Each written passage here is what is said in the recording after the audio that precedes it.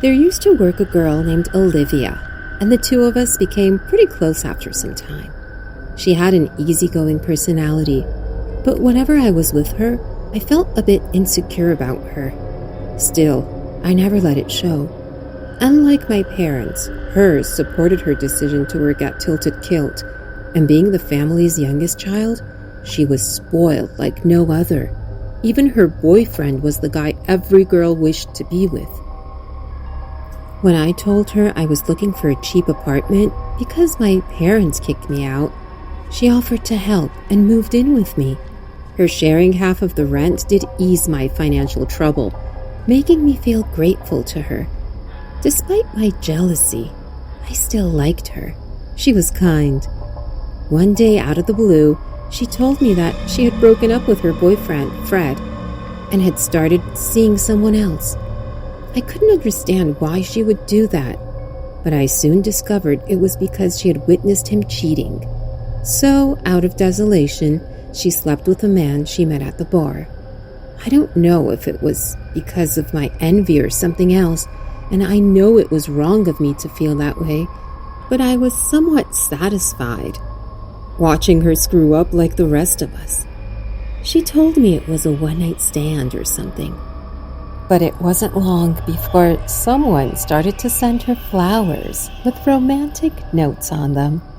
She was pretty much annoyed by him, who continued sending her expensive gifts to woo her, and finally, one day, out of frustration, she decided to meet the man to give him an outright rejection. I thought she would return with the news that she told him off. But that night, when she didn't return to the apartment, I knew it was not the case anymore. Slowly, she started cutting off her shift short and would often get scolded by the manager for coming late and skipping work. But it was like she didn't care about the job anymore. I was also in a relationship then, but the guy I was dating started to avoid me suddenly, so I used to get irritated easily. And the fact that the new guy was giving her such expensive gifts while my boyfriend didn't even acknowledge my existence anymore made my hackles rise. She even started to spend most of her nights at his place. And one day, out of the blue, she quit work. I shouldn't have felt bothered, but I was worried about her since I knew she wasn't the kind of girl who would stop working just because of some boy. And the fact that I had never seen that man was even more worrisome. It made me anxious, like something very wrong was going on. A few days passed, and I decided it was none of my business what she did with her life, so I stopped thinking about it. But then, when I went to surprise my boyfriend, Matt, I found his apartment locked from the outside. My spare key wasn't working either, meaning he changed it recently. I didn't want our relationship to end because no spark was left anymore. I tried to put an effort before giving up on us, which was why I was here today. But this stunt of his felt like he was telling me it was over between us. But as I was about to leave, I heard a muffled sound coming from inside the apartment. It almost felt as if someone was locked and in pain. So I tried calling Matt, but he didn't answer. After fretting over what to do, I concluded that I should call 911 and tell them about the situation. When the cops arrived and broke the lock, what I witnessed was genuinely horrifying, which added to my distress, as I saw the girl tied in the chair in such a terrible state was none other than Olivia. When she saw me, she burst into tears and continued repeating the same sentence. "I'm sorry. I didn't know then." I wanted to be angry at her. After all, I had always felt envious of her, but for some reason, all I felt was pity. It was evident by the bruises and wounds all over her body that she was indecently assaulted, and judging by the condition of her injuries, it wasn't just once or twice. I got a picture of what could have happened here and that the man she told me about must be Matt. guess that was why he was distancing himself from me. I heard her side of the story when she told the cops everything. The day she went to reject him, he used his manipulation skills on her and convinced her that he could make her happy more than her ex ever did. As heartbroken as she was, she needed something to fill the gap in her heart, so she started seeing him. He slowly became controlling and possessive, and even made her quit her job at Tilted Kilt. But one day she saw my incoming call on his cell phone. When confronted, Matt lied that it was his ex-girlfriend, who was still clingy. But since she had already heard from me about my boyfriend and had often seen me talking to him, she instantly knew he was lying. She made a mistake when she told him she knew me and that he was lying. So before she could walk out on him, he grabbed her by her hair and dragged her inside, only to lock her inside his apartment. He started mistreating and beating her whenever she tried to escape, and she began to lose hope that she would be able to get away from him. But luckily, I decided to visit the bastard. In my mind, she had always been a frenemy to me, the girl I cared about but secretly hated some things about her. Even then, I sometimes felt proud that I was acquainted with her. And if someone were to tell my past self that one day I would feel rage for her instead, I know she wouldn't believe me. But right now, as sympathetic as I was to her, I wanted to find that son of a bitch and kill him. But the police were already on his trail. He was arrested 3 days after Olivia was found captive in his apartment, and after a few trials, he was sentenced to 20 years in prison for everything he did to her. The permanent scar and the trauma he had given her were much greater than the punishment he received, but it was still better that he was locked up. She continued apologizing to me until the end, without knowing that by mistakenly taking it upon herself, she saved me from something that could have been my fate, and for that, I will always be the one who is grateful to her.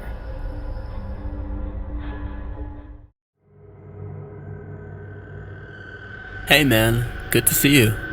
How are you doing these days? Who's Mason, the guy I've been friends with since elementary school. Ah, good to see you too. I'm good, bro. How about you? I replied. It was a typical normal greeting among each other after meeting for so long. It's not like we're not friends anymore, but it's more like we've gone from being best friends to being kind of friends who only greet each other when they run into one another. So, about me and Mason, the reason we're like this is because of an incident that took place in middle school which scared us so much that whenever we run into each other, all the memories of the past come flooding in our minds. We have made a promise to each other that the day we overcome our trauma, we would start hanging out again, no matter how long it takes. We were in middle school, and it was right after the summer vacation ended that year when Mario Kart Wii was released and was trending like crazy. Now, none of us had the console to play the game in. It was just me and Mason who were best friends, but there were a total of 5 kids. Me, Mason, Theo, and Owen. The 4 of us had been friends forever. It was more like our parents were friends, and that's how we met in elementary school. We were inseparable and loved each other wholeheartedly. Anyway, we planned to ask our parents to buy us a console, and we'd keep asking until they would buy it. But the plan went down the drain, since none of them agreed to buy the console for us. So we decided to find a gaming cafe where we would be able to play the game within our budget. One day Mason, Owen, and I were strolling after school and waiting for Theo to join us after he was done cleaning up the classroom, which by the way was his punishment for skipping class. Mason, you and Theo are in the same class, right? So how did he end up getting caught? I asked. It was some stupid kid who told on him to the teacher, Mason replied while kicking a pebble. Even though the 4 of us were friends, Mason was closer to Theo than the rest of us, and it was because they lived next door to each other. Wow, Owen and I shared something similar as well since we were cousins. We waited almost half an hour until we saw Theo running in our direction, which made our faces light up. Theo had this aura to always keep up the environment with his weird and stupid jokes and his sense of humor. I'm telling you guys, they save money by making students clean in the name of punishment. The moment he caught up to us, he said while panting, I guess he ran from the school. Here, drink some and catch your breath for a few minutes, Owen said while passing the water bottle to Theo. Thanks, man. So, where are we heading to? Theo said while grabbing the bottle from Owen's hand. We'll just keep walking until we find the gaming cafe, I said. We continued our stroll after Theo stopped panting, and as we were walking, we spotted an old-looking cafe. There was a Nintendo sign drawn on the board, so we walked in to check it out. Our eyes went wider as we saw where all kinds of Mario games were, so we went ahead to the counter to ask for the price. And it was within our budget. The price was so low, and they charged hourly, so we decided to start paying for the Mario Kart Wii. The Mario Kart Wii setup was in the left row, so we went there and each of us took a seat. We noticed that there wasn't anyone else around the cafe except for a weird looking kid who was also playing Mario Kart Wii while dressed up as Mario. We ignored the kid and started playing the game. Now that we were playing it, it was so much fun. The gaming cafe was different. There was already a high score with the same name on each of our screens, and it looked quite unbeatable. Hey guys, how about we make a bet? Owen asked all of us all of a sudden as we were playing the game. We're listening, the rest of us said in a synchronized voice. Whichever of us beats the high score on the screen will get a pizza treat from the rest of us, he said while focusing on the game. And you think you're the one who's going to win, right? Theo said with a sarcastic tone. No, I don't think just that. I know that I will be the winner. Owen turned his head over towards him and said very confidently with a smile, Deal. We said it in sync again. After playing for 2 hours, we decided to head home, so we exited the cafe. We noticed the weird kid with Mario's costume was still there playing.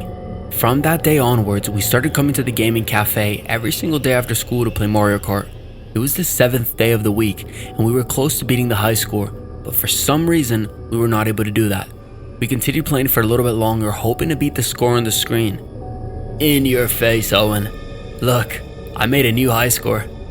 It was Theo, whom all of a sudden screamed with excitement. He looked at our screens, and it was him who was the top scorer on the screen. It was the first time I noticed the weird kid turning his head in our direction. I guess he must be the one who had the high score that Theo just beat. As promised, we went to his favorite pizza place and contributed into buying him the pizza that he wanted to eat. After that, we ended up having more fun than we imagined and then headed over to our homes. Another bet was made by Theo.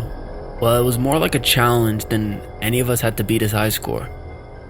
We could not beat that high score for the next 2 days. And on the 3rd day, Theo did not show up to the cafe, and the high score on the screen was different. It was the weird kid again who had the high score on the screen. We did not pay much attention to it and continued playing the game. The next day, Mason told us that Theo had an argument with his parents and ran away from home. He'd been missing ever since. You know, it's weird, he did not come to any of our houses to stay the night, I said. We all agreed because it was unlike him to do so. He used to have arguments, and whenever he did, he'd always end up spending the night at either one of our houses. And then after that, he'd go home on his own and make up with his parents. So we were a bit worried about him this time. We did not go to the gaming cafe the next few days because there was still no word from Theo. His parents filed a missing person report, and we also helped look around the area for him. But he was nowhere to be found. We assumed that he may have gone to his uncle's house, which sometimes he used to, and since Theo's parents and his uncles were not on good terms, they may have not have called back asking about Theo. After 4 days, we went to the gaming cafe again and decided to beat the high score before Theo comes back, just so that this time it would be one of us bragging about the high score and then getting some pizza. It was Owen this time who beat the weird kid's score, and then managed to get a new high score on the screen. But since Theo wasn't there, he didn't seem too happy about it. He said he would get his pizza after Theo comes back and then just headed home right away. The next day, Owen did not show up to school either. So we got worried about him and went to his home to ask around. His parents told us that he never got back that day, and that they were thinking that he was with one of us. When we told them that Owen left on his own that day, they started getting worried. We searched every possible place that we could think of, but we couldn't find him either. It was exactly like when Theo went missing. That was when it clicked, that they both went missing after being the high score of that weird kid. So we went there to confront him, and instead of denying it, he looked at us with a wicked smile on his face and said, "You guessed right. You should stop coming here as well, or you will end up dying just like your friends." The way he said that was so terrifying that we immediately ran from there. We decided to tell the cops about this, and when we went there with the officers, the weirdest thing happened, which made them think that we were messing around with the officers. There was no gaming cafe there. Instead, there was just an abandoned building with a broken Nintendo sign on it. The client I was treating had symptoms of DBD, disruptive behavior disorder, and time again she mentioned her sudden outbursts in a typical situation. She was seeking my help to keep her marriage life normal since she loved her husband dearly and was ready to get psychosocial treatment.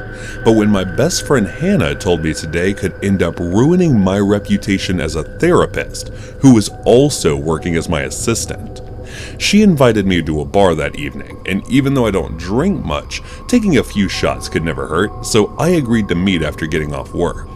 The bar she asked me to meet was always filled with old drunken weirdos, but it wasn't like they were trying to make a pass on me, and if she didn't mind it, who was I to care?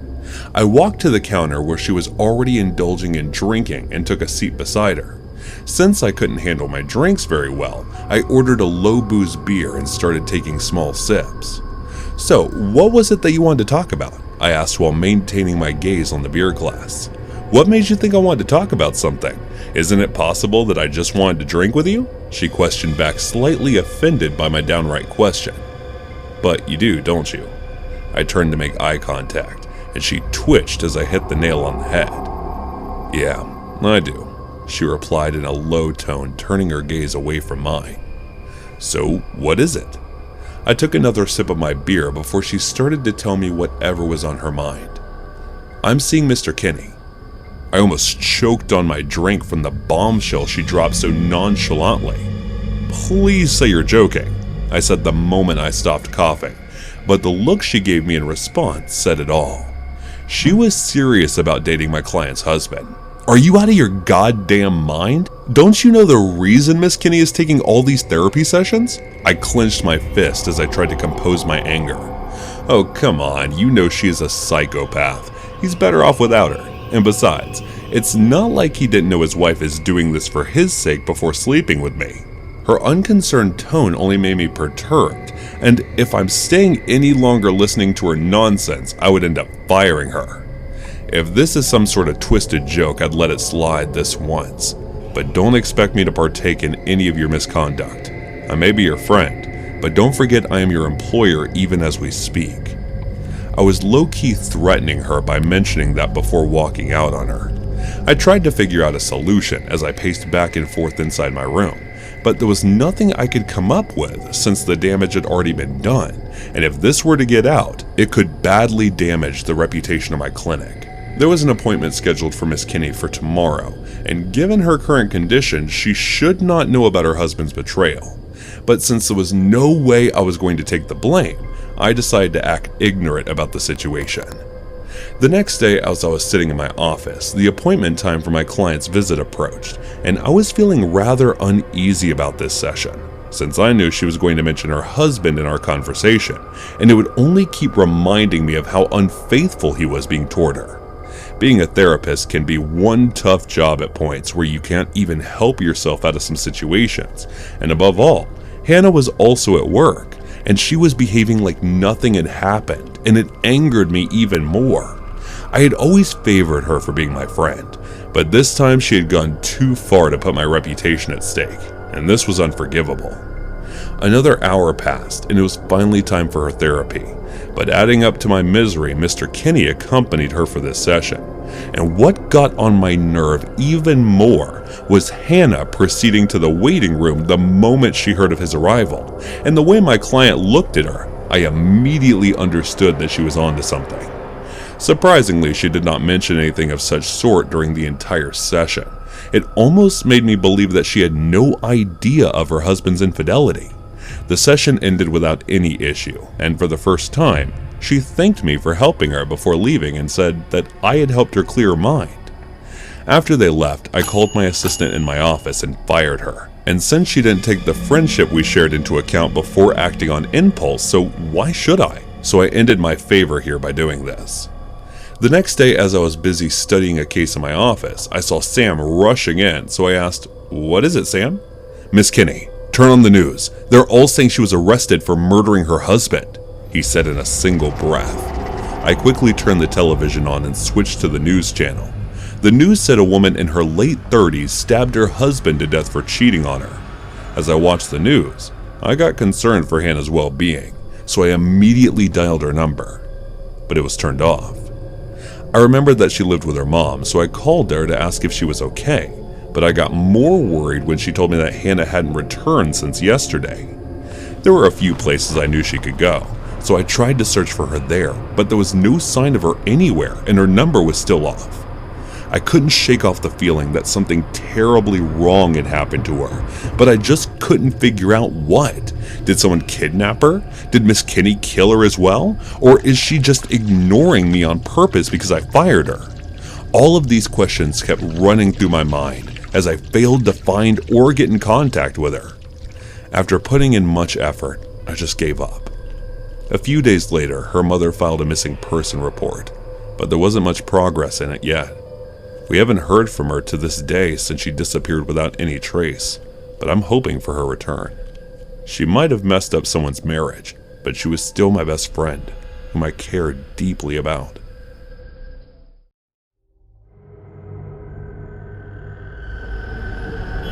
Growing up in a lower middle class family, I never had the privilege of relying on a car or booking a cab whenever I needed to travel. Therefore, my only option was to use public transportation. As many of you may relate, it can sometimes be daunting and dangerous. The presence of some creepy individuals can make for an unsettling experience and leave one feeling uneasy throughout the journey. This is about when I was still attending university, and by that, I mean I was still going through that typical phase most teenagers go through. I'm cringing, even imagining my choice of attire that I used to wear back then. To put it mildly, I combined Gothic and Bohemian styles in a poorly executed manner. Trust me, I've locked away all my old pictures from that time in a chest and buried them underground. Additionally, I was part of an electric band with a group of guys. However, I can't quite recall my role in the band. All I did during those band sessions was party and make out with my boyfriend, Matt, who was also part of the band.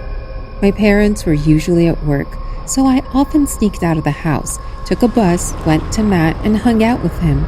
It was mainly because he came from a wealthy family and paid for everything. Despite encountering a few creepy people here and there, nothing quite shook me like this particular experience.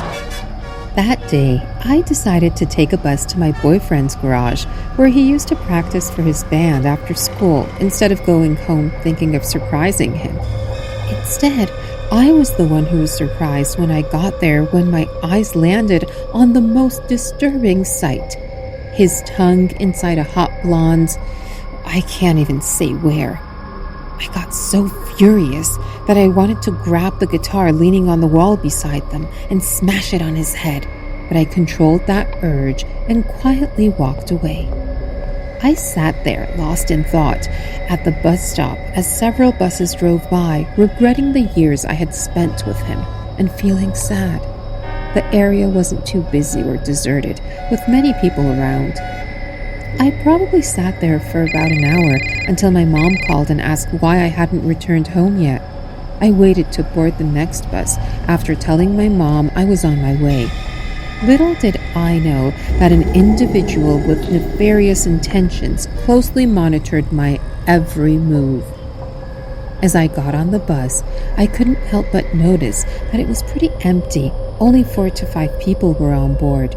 Maybe it was just because of my depressed mind, and I know it was rude of me to assume that, but every one of them seemed a bit sketchy for some reason. The journey from that stop to my house was approximately 30 minutes. Given the events with my boyfriend and all, I wasn't ready for any scary encounters, but unfortunately, life doesn't always go as you wish it would. As I sat on an empty window seat, minding my business, a middle-aged man who boarded the bus right after me approached and sat beside me. I couldn't help but notice the stark difference in our heights. He was noticeably shorter than me, standing at around 5'3". You could tell that his unkempt, yellowish blonde hair hadn't been washed in days. Even though plenty of empty seats were available, I couldn't understand why this grown man had chosen to sit next to me, a teenage girl. My intuition alerted me that something was off about him, and I couldn't shake the sensation of discomfort.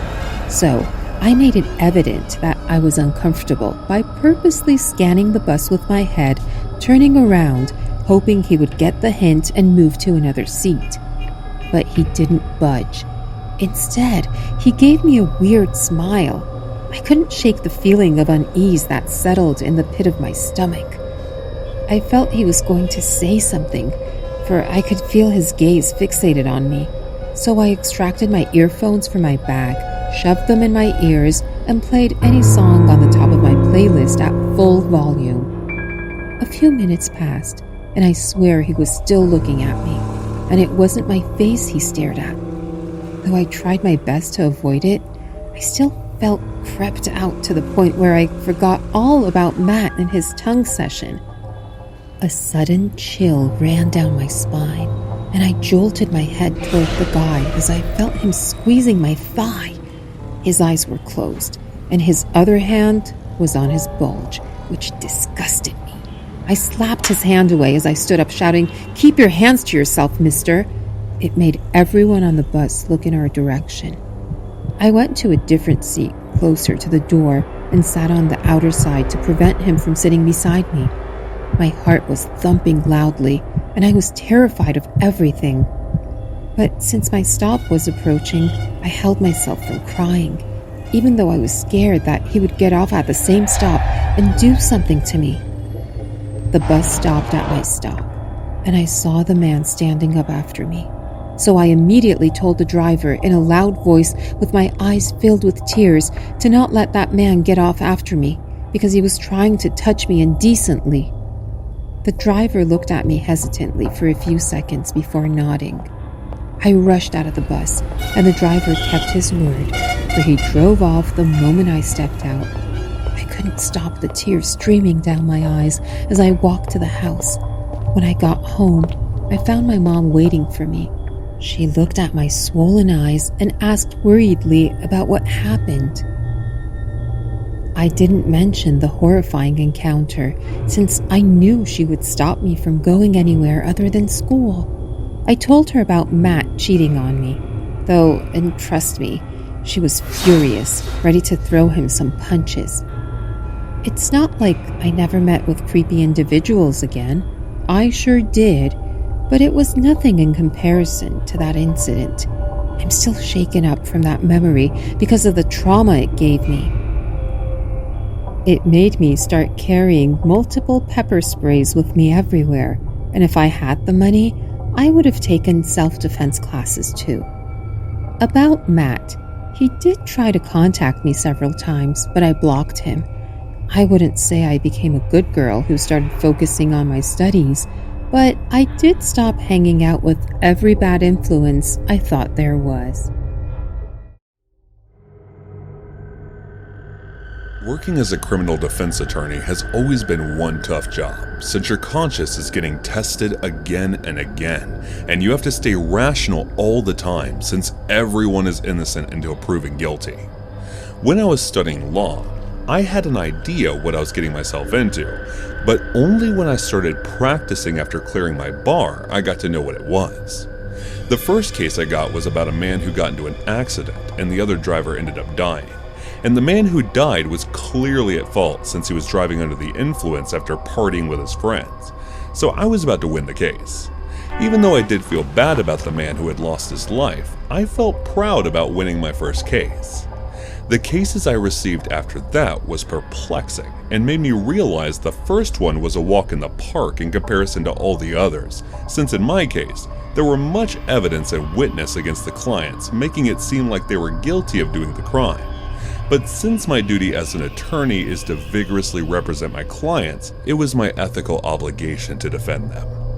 There had been times when I defended those who were wrongfully accused of murder and such, but sometimes the evidence against them was so strong that I lost the case. There's always a 50-50% chance of the client committing the crime or being innocent when an attorney fights for them. And there was often a person who had done a heinous crime and still get away with it due to lack of evidence. So the chances of winning the case are also 50-50, since it all depends on evidence, witnesses, and resources to prove your claim. As a criminal defense attorney, to represent my clients before the court to the utmost best of my ability is my sworn duty. And over time, I defended many from low-life drug dealers to rapists, murderers, etc., who were later found guilty of the crime they were facing trial for. I lost most of the cases, but there had never been a case that left me perplexed, except one. That day I had just returned from a trial that I lost, and I wasn't feeling bad about it one bit, because the person I was defending was proven to kill and mutilate the body of a 3-year-old. The girl was the daughter of her ex-wife, who was conceived after she remarried to a better man, but he was holding a grudge against the woman for divorcing him. So he kidnapped the child and later killed him brutally. When I took the case, I wasn't sure if he was guilty or just wrongfully being accused. But as we proceeded with the case, and as he continued to lie to me time and time again, I figured something was wrong. He also confessed at the end of the trial that he did it because he wanted to get back at his ex-wife for leaving him, and he was given a life sentence. As I rest my body on the couch in the office, hoping to get a little peace, my assistant informed me that a client was visiting the office and wanted to give me her case, so I asked him to send her in and went to sit at the chair behind my desk. A woman with a gaunt face entered the door. It almost seemed as if she was suffering from anorexia or hadn't eaten for days. The dark circles around her eyes were so huge that I could even tell from a distance that she must not be getting her sleep properly. Well, I wasn't one to judge a person's health, since that was not where my area of expertise lies, so I asked her to take a seat and tell me what her case was.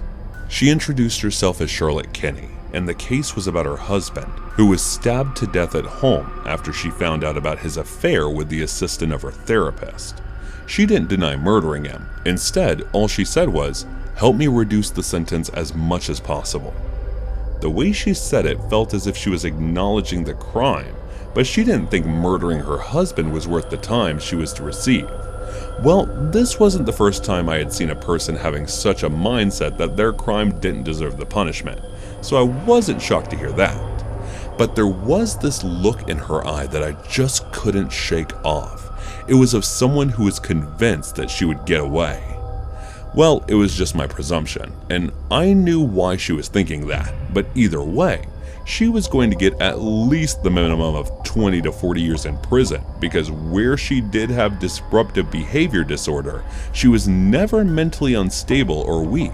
Her therapist stated that she was as rational as a normal human, and her condition had improved almost to the point where she didn't need the therapy. The trial began, and it was not going in our favor, since most of the evidence was against her, including the murder weapon that contained her fingerprints. I tried to find all the loopholes I could around this case, but getting her sentence reduced was not an easy task. When the persecutor offered the plea negotiation, I felt in my gut that the evidence they have found must be something that could prove that my client was innocent, and if she was found not guilty, then there won't be a sentence to be reduced. There was only a 1% chance this could succeed, so it was a bad idea. But I had to discuss this with my client in case she was wrongfully accused, which was not likely the case. Still, you never know. When I mentioned this to her, she agreed to the prosecutor's offer, saying she did not kill her husband, so taking into account the condition of our case and the evidence against her, it was a wise choice. And since the evidence was so strong, the only thing that could prove success was starting negotiating a plea bargain. She was presented at the court and pleaded guilty to the crimes, and admitted doing so before the judge. And after much effort, her sentence was finally reduced by 2/3, and now all she needed was to serve 20 years in prison. There was another possible case coming up against her. If her therapist's assistant was found, or if her body got discovered, since there was a huge possibility that she murdered her as well for having an affair with her husband. But since there was no evidence against her regarding the assistant's disappearance, she would probably be found not guilty, even if the trial was to be held. There was this look on her face, as if she was taken away to prison, that I couldn't quite understand. And when I met her for the last time right after her sentence was reduced and to part ways with her, she said in a low voice that only I can hear, "Don't you want to know why I agreed to this plea negotiation? Or why there were 2 knives used for those 18 stab marks when I could have just used 1? It was the first time I saw her smiling since I took her case." "Why?" I muttered, completely confused. And now that she had mentioned it, my mind started to replay the case in the parts where I was puzzled. For example, in the stabbing wounds, the man was stabbed at the front and back on both sides within a lesser time frame than it would take, and for both sides, a different knife was used, which was weird. I kept thinking she must be some sort of psychopath who liked using 2 weapons, but now that I'm thinking about it, it might not be the case. Upon noticing her dismay, her smile grew bigger, and she walked closer to me, leaning to a few inches distance from my ears and whispering something that left me perplexed. Her words continued to linger in my ears as I watched her leave. Let's just say, my husband Kenny wasn't the one whom Hannah had an affair with.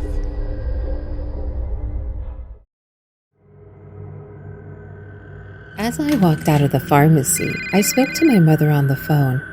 "Yes, Isabella told me, Mom. I'm on my way," I said, sounding reassuringly. It had been a very long and tiring day.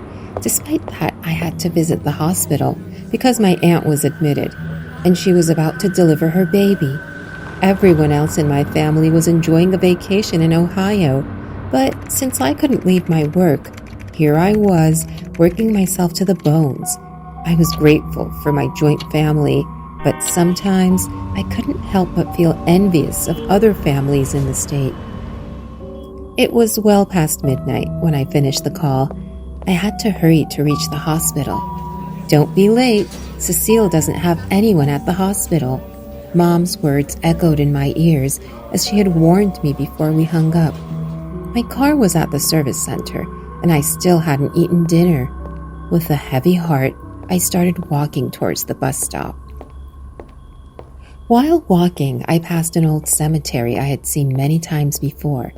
It was rumored to be haunted. Despite this, I had never witnessed anything strange or scary there. But suddenly, I heard a peculiar thrusting noise, as if someone was digging. I felt a chill run down my spine, but I tried to convince myself that it was probably just a gardener or a construction worker working late. I knew I didn't have time to detour to check what was happening there, but my curiosity got the better of me, as it often does. I forgot all about my Aunt Cecile and her baby within seconds, and I wanted to know who was digging at this time of night and why. My mind raced with the possibilities. There could be a crime in progress, and I might be able to prevent it. With that in mind, I took a deep breath and started walking towards the source of the sound. The sound was unmistakably emanating from inside the cemetery, not from outside. And as I silently followed it, I found myself walking deeper. The graveyard was adjacent to the woods on the opposite end, and the digging noise seemed stronger. I halted as my eyes landed on a man in a black robe who looked like some priest, and a woman in a filthy black garment that appeared to be a wedding dress. She was excavating a grave. As I attempted to hide and observe what they were doing, I felt a chilly breeze brush against my face, and my body began to tremble. 3 to 4 minutes after my arrival, I heard a clunk, which indicated that they had been doing this for some time. Most likely, it was the sound of the shovel slamming into the casket. She paused for a few seconds and threw the shovel aside. Then, almost maniacally, she knelt and started eliminating the remaining soil from her hands. The man assisted her in lifting the casket when she was finished digging.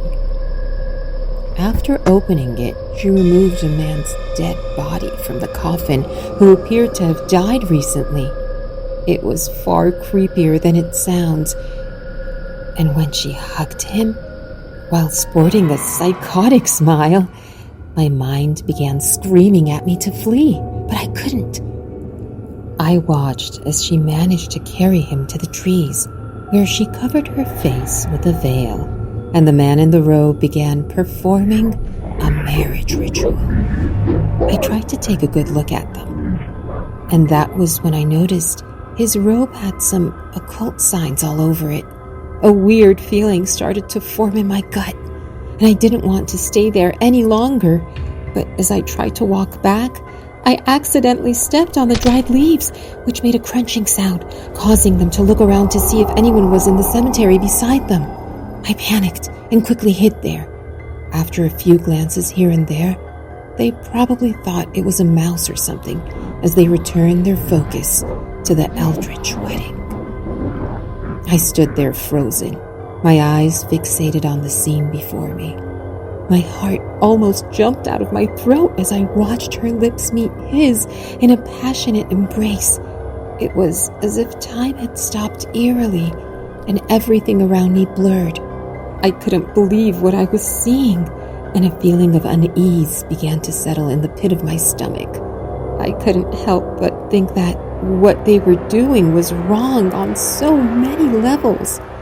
My dread intensified as she sank her teeth into his lips, ripped it off his mouth, and started crunching it like some snack, turning what was once only an unhinged act into something terrifying. The nightmarish scene made me sick and want to throw my guts out. The man in the robe drew out a small black book and started reciting something as she devoured the corpse, similar to a flesh-eating animal. I stood there paralyzed with fear as I witnessed the most disturbing events unfolding right before my eyes. As the recitation finished, the occult priest joined her too, and now the two of them looked like demons or monsters who had come out straight from hell. Suddenly, my phone started ringing, grabbing their attention. They stopped what they were doing and began walking toward me. I immediately got up and started running. The woman walked slowly while the man walked so fast that I had to run as quickly as possible. Even then, I felt like he was about to catch me any minute. Those were the most terrifying moments of my life. If I knew my intention of helping someone in trouble would turn into a living nightmare, I would have never gone there in the first place. My phone continued ringing the entire time. It was probably either Mom or Isabella, who must have wanted to know why I hadn't reached the hospital yet.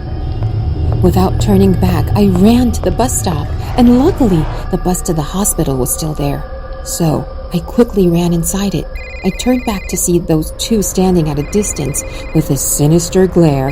A shiver ran down my body, and I hastened to an empty seat. As I extracted the ringing device from my pocket, Isabella's name flashed on the screen. "Where have you been, Trisha?" An ear-splitting roar met my ear as I answered the call. "I understand you work overtime, but Mom's alone there," she snarled.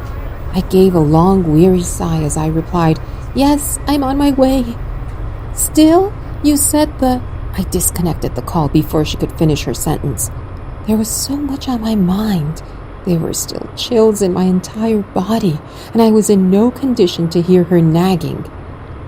I leaned in the seat and shut my eyes, eagerly anticipating my arrival at the destination. But my mind was plagued by the recurring images of spine-chilling scenes that played like a horror movie in my head. I tried to push them away, but they lingered like a persistent nightmare.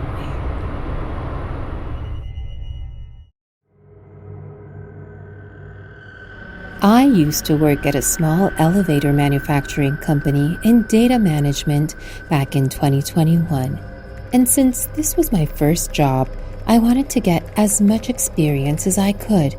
But after working for a year and a half, I realized not everything is what it seems to be. They had a client with mall chains that had placed orders for almost 20 elevators by now in that company. But there was something that was going on in the company that he had no idea about. I happened to find out about it by mistake and was keeping quiet about it since I didn't want any problems with my work. That day, I got to the office a bit early and decided to take a walk around the building when I overheard the manager, who was in charge of that client's order, talking to an inspector and offering him some bribe to lie to the client about the authenticity of the materials installed in the elevators. I couldn't believe what I just heard. This meant he was messing with the company's fund right under the CEO's nose. It's been almost 2 months since I found out, and since I knew he had enough authority to fire me before he could get fired himself, I tried to stay ignorant of what I heard that day, hoping for his lies to get exposed by some other means. And luckily, the client gave the annual maintenance contract for one of the lifts to a different company, which shed light on the usage of counterfeits. And it was not just only small parts, but the drive and machine as well. Our company started to receive angry phone calls the moment he found out the truth, and judging by the horrid expression on the manager's face, he was screwed. I was low-key enjoying this turn of events, since I was not the only one who knew of this now. It was like my prayers were listened to, and his corruption was finally revealed to the others. Anyway, so after many threatening calls received by employees on the manager's behalf, a one-on-one meeting was scheduled between the client and him. It was finally the day of the client's visit, and I was looking forward to the kick in the teeth he was going to receive for his wrongdoings. And judging by the surrounding, I wasn't the only one who was secretly enjoying his affliction. It seemed like other employees were also looking forward to his fall. Well, looking back at his nasty personality and the insults he had thrown at others, it was only right to do so. But there must be others who were involved in his scheme as well, since such a large-scale fraud right under everyone's nose was not something he could do alone. And there was that inspector as well, whom he was offering a bribe. We all saw the tall man with amber eyes getting escorted in by security, along with what looked like 3 bodyguards of his own. Well, it was something to be expected from someone who owned malls, so none of us were surprised by that. But since only he was permitted to enter the meeting room, the men he brought stood outside the room. The sweat drops on the manager's forehead were visible even from a distance as I saw him entering to meet the client. But he was trying his best to act nonchalantly. We wanted to hear what they were going to talk, so we moved a bit closer to the meeting room. And figuring from what broken words we were able to hear, the man was angrily demanding he inspects each elevator our company had installed and replace the knockoffs to the branded ones as per agreement he signed with the company. For those of you who don't know, the company that installs the elevator holds the key until the official handover, and there were only 2 or 3 elevators that had been completely handed over to this client. And I was sure about the first 2 elevators that were installed mustn't have been tampered with, since a different manager was in charge of them. After the client was pleased with the smooth performance of those elevators, he signed a contract for the rest of his malls. The project was given to this greedy hyena of a manager who decided to embezzle with the company's funds to fill his pocket thinking no one would ever find out since customers have less to no knowledge of the materials used inside the elevator. So, the manager continued to deny doing what the man was claiming, while saying that there was nothing wrong with those elevators, that the agreed materials were used in the installation. But when the man continued insisting on the inspection, he tried to change strategy by saying he would send an inspector through the company.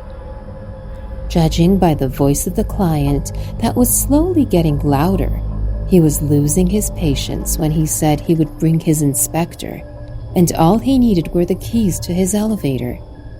We didn't need to stay close to the meeting room to hear what was going on, since it seemed like the conversation had turned into a heated argument where the manager was desperately denying to give the keys and continued saying that only the company's inspector was allowed to check on the lifts. He finally lost it, and now we were listening to the sound of punches being thrown. Since no one dared to step in, and there was no one in a higher position than the manager present at the moment, we let the fight continue. After about another 15 minutes or so, the man exited the room, looking like an angry Hulk. There was blood on his knuckles, and he strode off to the exit while his bodyguards followed him. We immediately rushed into the meeting room to see the condition of the manager, and he seemed pretty beat up as his face looked unrecognizable and was unconscious. Not only that, but he was bleeding through his head. It looked as if he was a victim of an assault. Well, judging by the vast difference between the two's height and build, it was predictable that he would get smashed by the other party. Anyway, he was immediately taken to the hospital, and this issue had already reached the CEO's ears, who was in a completely different state for a meeting with a possible investor.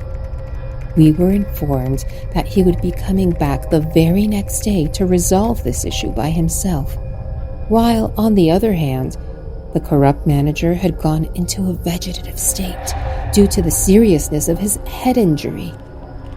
Not that I cared, but the doctors couldn't tell when he would wake, and if he did, there was a huge chance he would have an issue in speaking. Another meeting was held between the client and the CEO, and this one was rather calm than the previous fiasco. The CEO agreed to the inspection as per the man's condition, while apologizing and saying he had no idea that an employee was playing with the company's trust, and offered to replace the part with the one that was mentioned in the contract. The manager's company was sent a letter of his release from duty, along with the warning that the company was not pressing any charges for the fund embezzlement due to his condition, and they can think of the money he stole as compensation.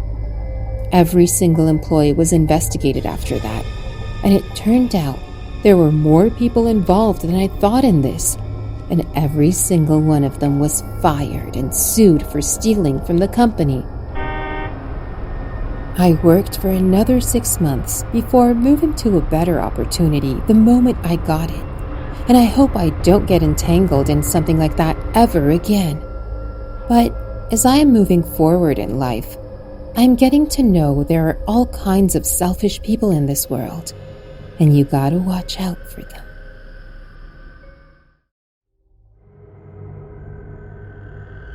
As a ghost tour guide, I have experienced my share of horrors in my life. People mostly want to visit famous haunted sites, but a ghost encounter is rare. Not that I don't get scared, mainly because I have seen more staged paranormal than the real ones. Sometimes I have witnessed strange events that I cannot explain, but they have never truly frightened me. It is crucial always to be prepared for the unexpected, as countless terrifying possibilities could arise at any moment.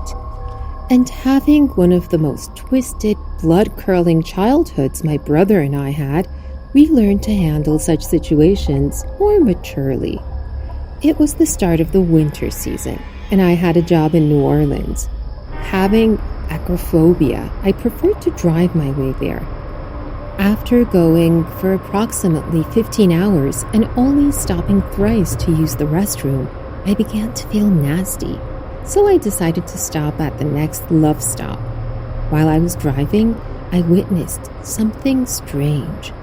"Is he smashing that empty car in the middle of nowhere?" a voice whispered from behind. "Gosh, that scared me. Can you stop with your sneaking up on me already?" I scolded him for the jump scare. Paul is my brother, and since his long-distance girlfriend also lives in New Orleans, he decided to hitch a free ride out of me. Not in this life, at the very least. If someone were to see your reaction to everything I do, they would never hire you as their guide. He laughed while I rolled my eyes. Anyway, back to the topic. "What is he doing?" he added. I turned my focus on the guy who was maniacally wrecking the car, possibly his own, like it had done him something wrong. He paused as he noticed us approaching, and I couldn't help but notice his gaze trail our car as we drove past him. The way he glared at us with his bloodshot eyes was enough to send me a chill to the marrow. Guess my crack-brained brother sensed the same as he stayed quiet. "Why don't you get some more sleep? I'll wake you up when we arrive at the stop." I looked at the yawning Paul through the mirror, who shifted his gaze from his phone screen to me. "Why don't you take a break and let me drive?" Judging by his expressions, he was being serious.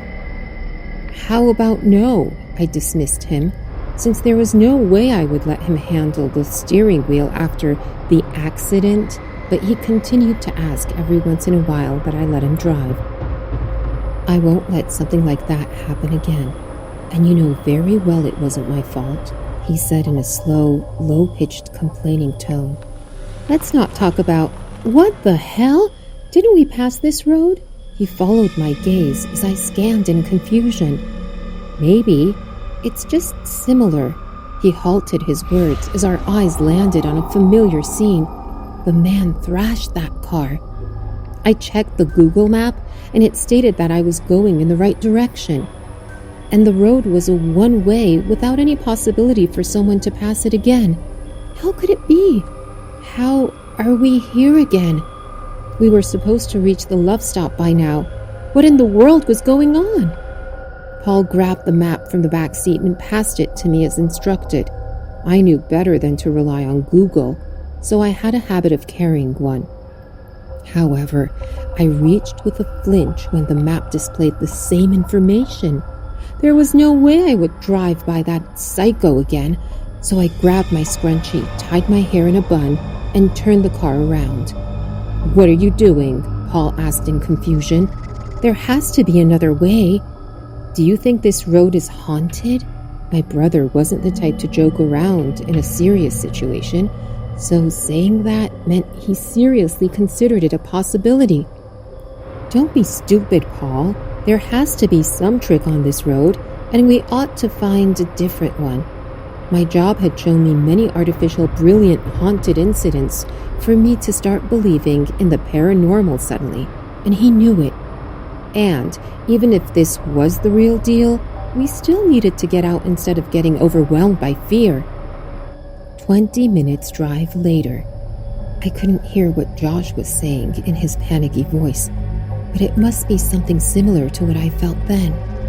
How in the world did we get back on this road? Hell no. No matter how terrified I felt, I would not let some possible paranormal get under my skin. I turned the car around again, and we continued to circle the same place for the next 2 hours.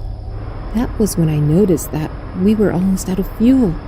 But since we had extra in the back of our car, I stopped the car and we got out to refill it. And as I was having the most horrible luck tonight, that man was just a mile away from us, still thrashing that damn car. We were focused on what we were doing when my gaze suddenly went to the man who had started walking toward us. All of a sudden, all my talk about not panicking in such a situation went poof in the air now that I wasn't in the car driving away. Instead, I felt sweat beads slipping down my forehead. The distance was closing rather quicker than how slowly he seemed to walk. "Stay away, or I'm going to call 911. My voice shook, and I could feel my leg telling me they were ready to give up any minute now. That was when the fuel can Paul was using to fill the car tank was thrown at him, emptying its remaining content on that man's body. He looked down with a deadpan expression on his face, and all of a sudden, he started disintegrating with a painful scream. We didn't have enough time to see what would happen next, and since the car had enough fuel to get away from him, we rushed to our seats, and I drove away. Another 20 minutes drive later, I sighed in relief upon catching a glimpse of Love's Stop in the distance. Finally, we've broken free from the grasp of a long and mysterious cycle that had us trapped. Brother, it might be a good idea to take a long break and relax before hitting the road again, I said, as I pulled the car over. After exerting ourselves for several hours, it was time to take a much-needed and refreshing shower. There was a Tilted Kilt restaurant downtown around where I lived, and when I urgently needed a job, I thought of applying there. But before doing that, I wanted to go and see what the environment of that place was, and if I would be able to work at such a place. Now that I think about it, I'm glad that I did. I'd never been to any of its outlets before, and only heard stories from my desperate guy friends, who often said, "You should work in Tilted Kilt," or "Your figure qualifies to be a Tilted Kilt employee." I would either smack them in response or swear at them for saying things like that. That was why I thought of that place when I couldn't find a job, even after giving more than 20 interviews in the past week. I called Derek, since he was the one who frequented that place, and after swearing at him like a trooper for his lewd remarks that I was finally putting my sculpted body to good use, he agreed to take me there, so that I could see if I would be able to work at that place or not. There was a sociology class I had to take that evening, and since I needed the extra credits, I couldn't skip it, so I asked him to meet me outside the college gate after I was done. The professor was excellent. He would have let me take this class some other day if I had told him my problem, but if I did that, other students would start gossiping about me again. And I was fed up with all those groundless rumors about me, that I seduced teachers to get better grades. Listening to such nonsense, even after working myself to the bones, was not a pleasant experience. So I tried my best to avoid doing something that would add fuel to the fire.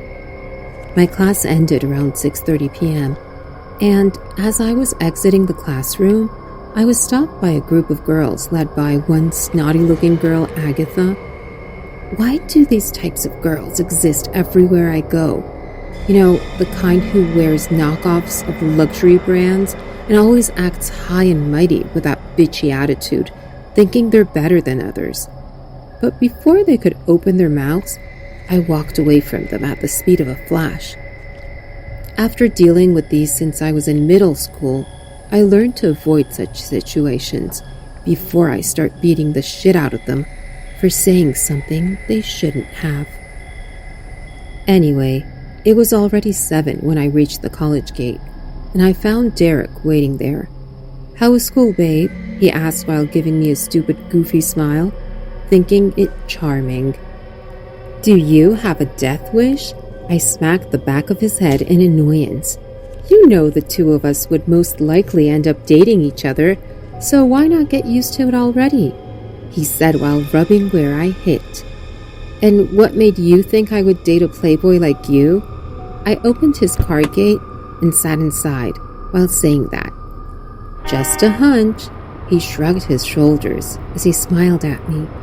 I chose to ignore it instead of replying to enjoy the drive quietly, but it was my mistake to think that, as Derek continued his lame flirting the entire way to the restaurant. As we walked in, I noticed the place was filled with mostly male customers. and there were only a few females on site, except for the half-nude servers. They were wearing plaid uniforms. I knew these girls had to wear kilt skirts, but I had no idea they would be so short that every time they leaned or bent, you could have a whole show of their panties. Even more disgusting was that the men looked like they would assail them like hungry hyenas if given the chance. Some even made dirty remarks about their private parts loud enough without caring that others were listening. Then again, judging by the surrounding, this was where they would do that. Some people were still focused on their food or their discussion with friends, but most were here to see those girls. "Do you also come here for this?" I looked at Derek as I asked him, who was utterly enjoying the change in my expression by all this. "Why else do you think anyone would come here? It's not like they serve great food than others. These girls are the only thing worth wasting your money on." I looked at him in disgust as he said that. "I don't think I would be able to work here." His smile grew bigger upon my words. I was thinking the same, because now that I can get a clear comparison, since you're here and all, your figure isn't as great for that uniform to suit you. I wanted to smack him for that remark, but I controlled the urge to do so. And as I was going to say something, I heard a commotion outside the restaurant. We went to see what was happening, and two men were fighting, while the girl in the tilted kilt uniform stood in a corner watching them fight. Judging from their heated argument, one was that girl's boyfriend, while the other was the offender who grabbed her inner thigh when she was serving them beer. It escalated into a fistfight within seconds, while others did nothing to stop them and continued watching. Not that it was any of my problems, but employees should have come out to stop them at the very least. A man finally decided to jump in to stop them, which didn't help, because all he did was get punched by both of them before returning to his place. The panic started when one of them grabbed a knife from God knows where and stabbed the other one. I don't recall if the offender or the boyfriend got stabbed, but after a while, the ambulance and cops were there, escorting one of them to the police station and the other to the emergency room. I had enough of Tilted Kilt's drama, so I asked Derek to drop me off at home. And when the two of us were silently driving to my place, I heard him say in a hushed voice, "You know, when I made jokes about you working at that place, I never really meant any of that." I didn't respond and closed my eyes, waiting for us to arrive at my apartment. Now that this place was crossed out of my list, I had to focus on job hunting harder to pay my bills.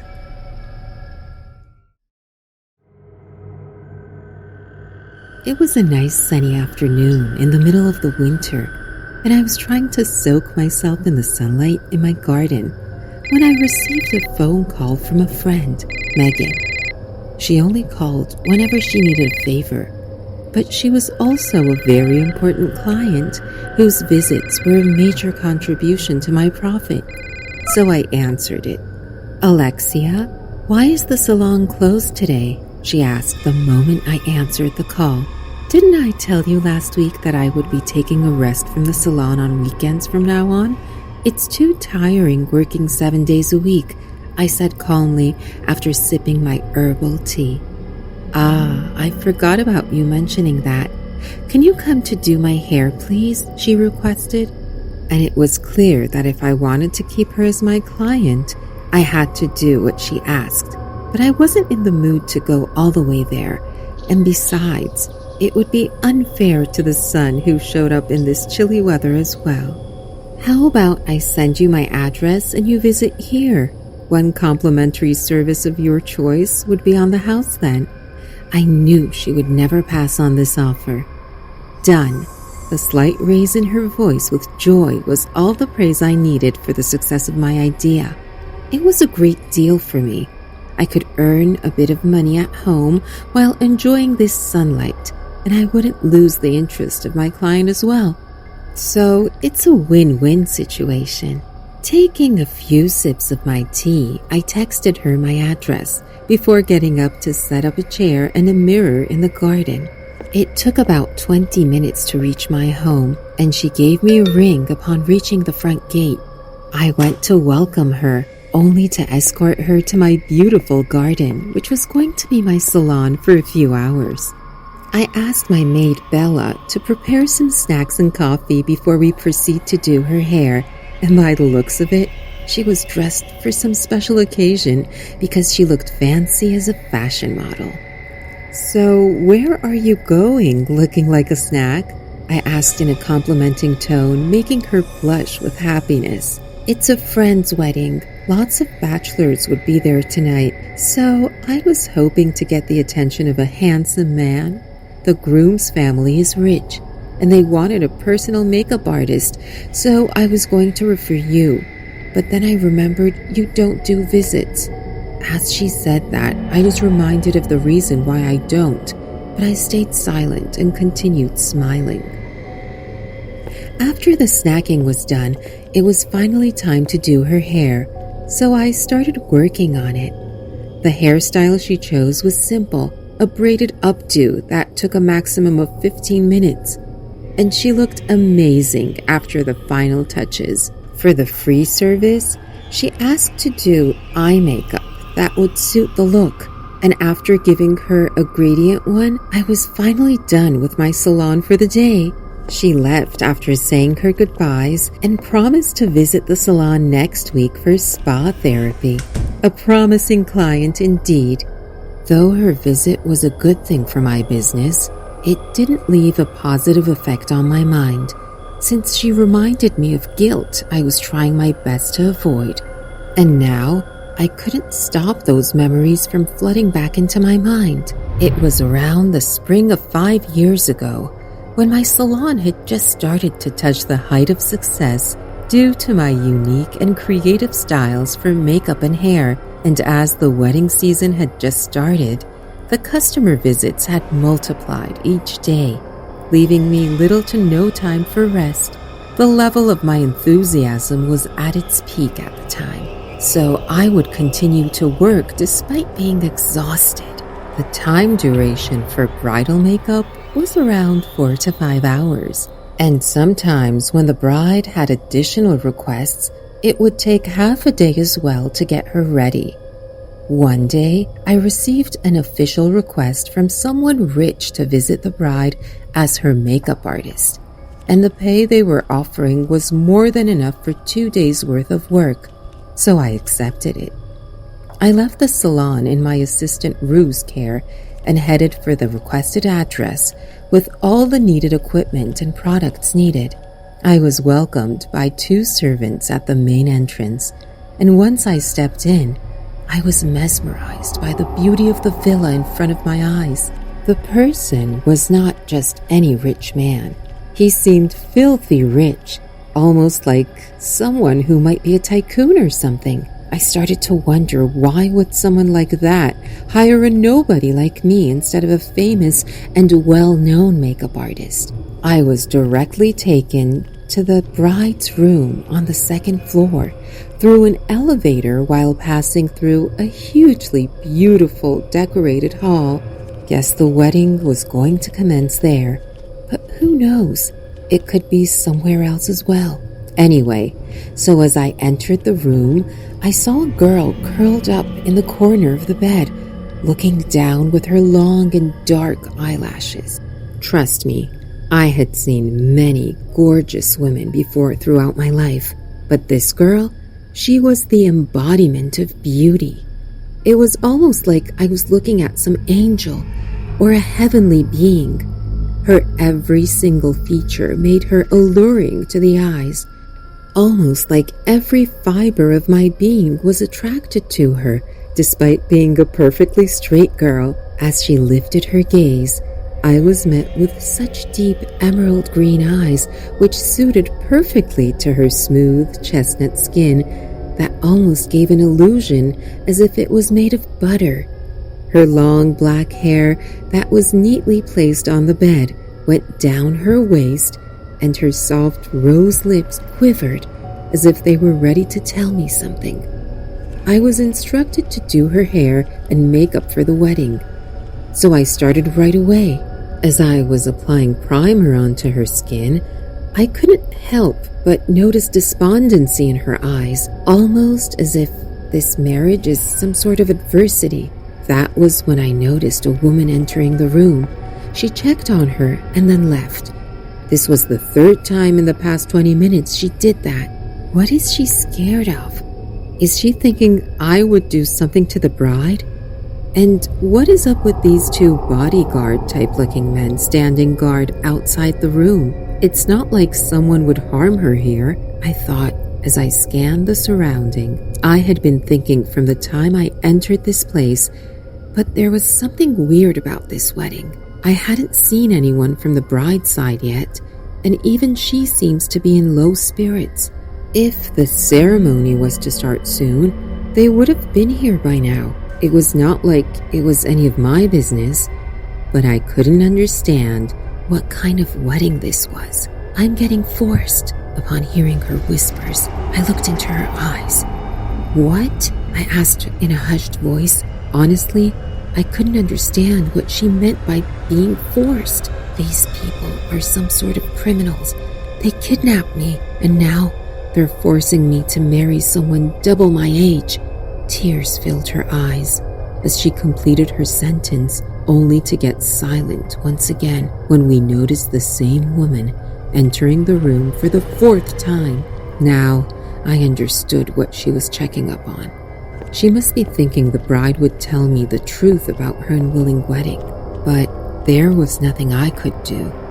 So I kept my mouth shut and continued to ready her for whatever was coming for her next. She continued to look at me with her compelling eyes, which were desperately pleading for my help, and I would lie if I say I didn't think of calling 911 for her or helping her run away. But I knew from the lavish lifestyle this place's owner was living that he could ruin my life, or worse, he could kill me without a trace. I was too selfish for my own life at the moment, and I decided to turn a blind eye to her problem. I'm sorry, I muttered as I finished doing her hair as well.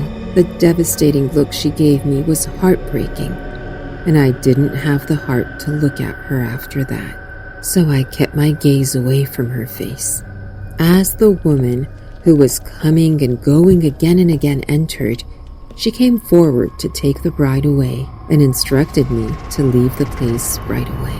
As I was walking out, I could help but take another glance at the girl when I saw her cold, dead eyes, as if she had lost all hope and will to live. I felt a throbbing pain in my chest, along with a sense of guilt, so I paced out of that place as fast as I could. I could have informed the authorities that something ugly was going on in that gorgeous villa. This thought torments me to this day, and I try to ignore it with all my might. But people always say something that rushes back all this guilt back to me. Whenever I am reminded of that incident, I wish I had rejected that visit request to the client's place. Then I wouldn't have to suffer this self-condemnation.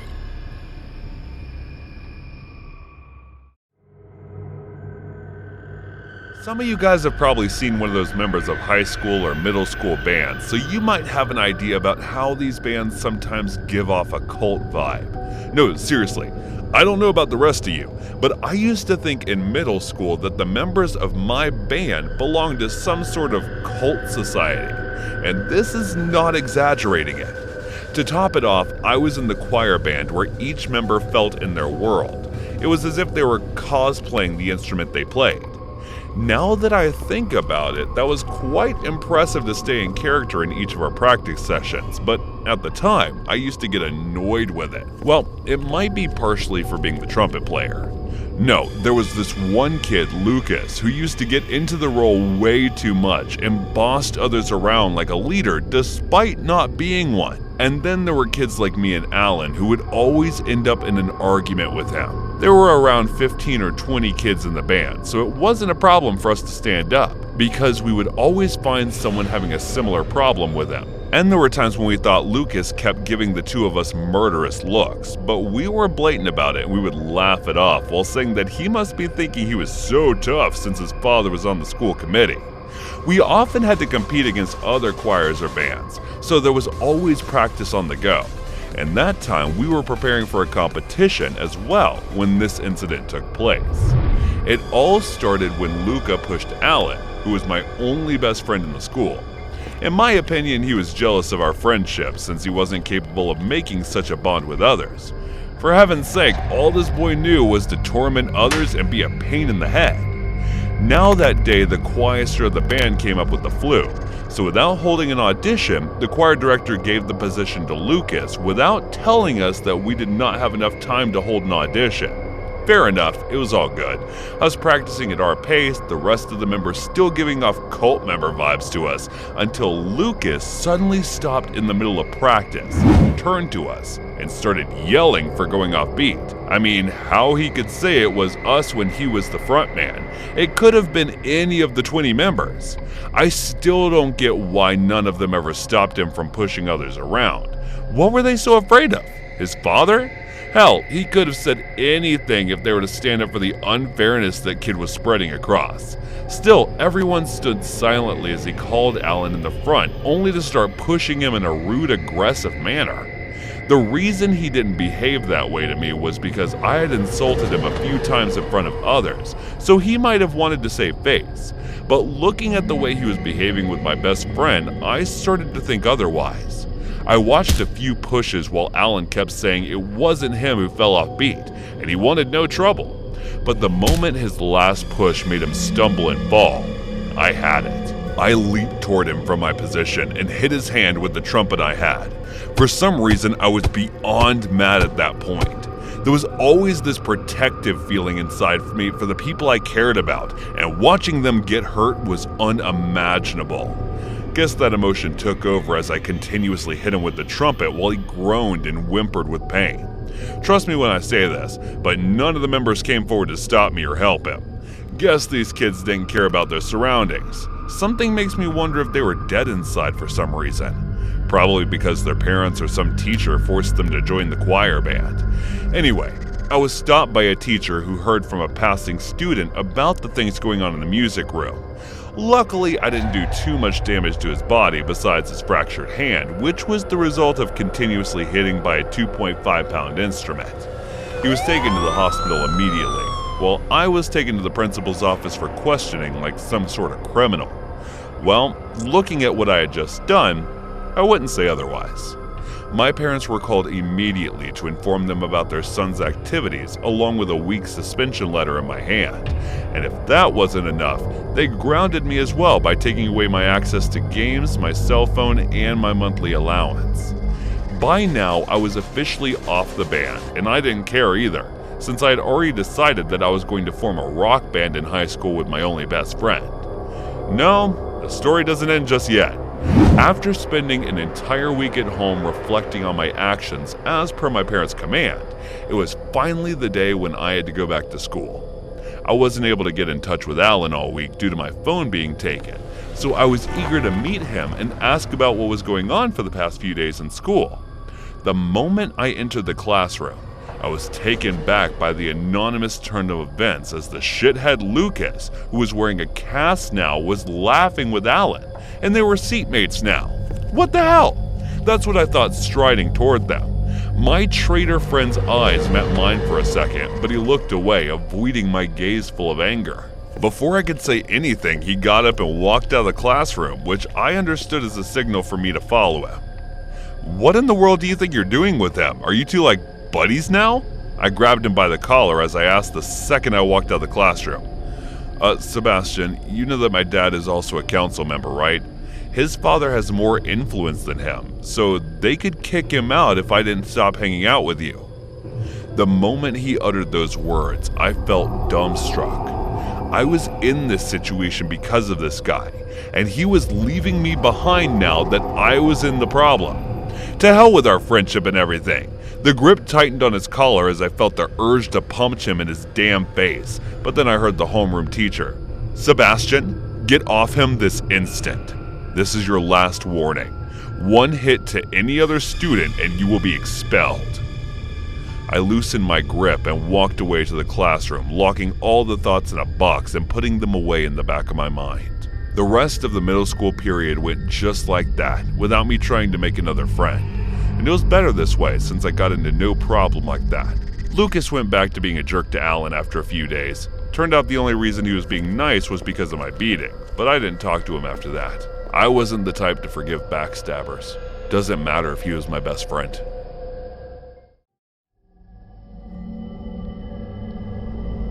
So when I was 15, my mom was friends with a man who wanted to date her, Jake.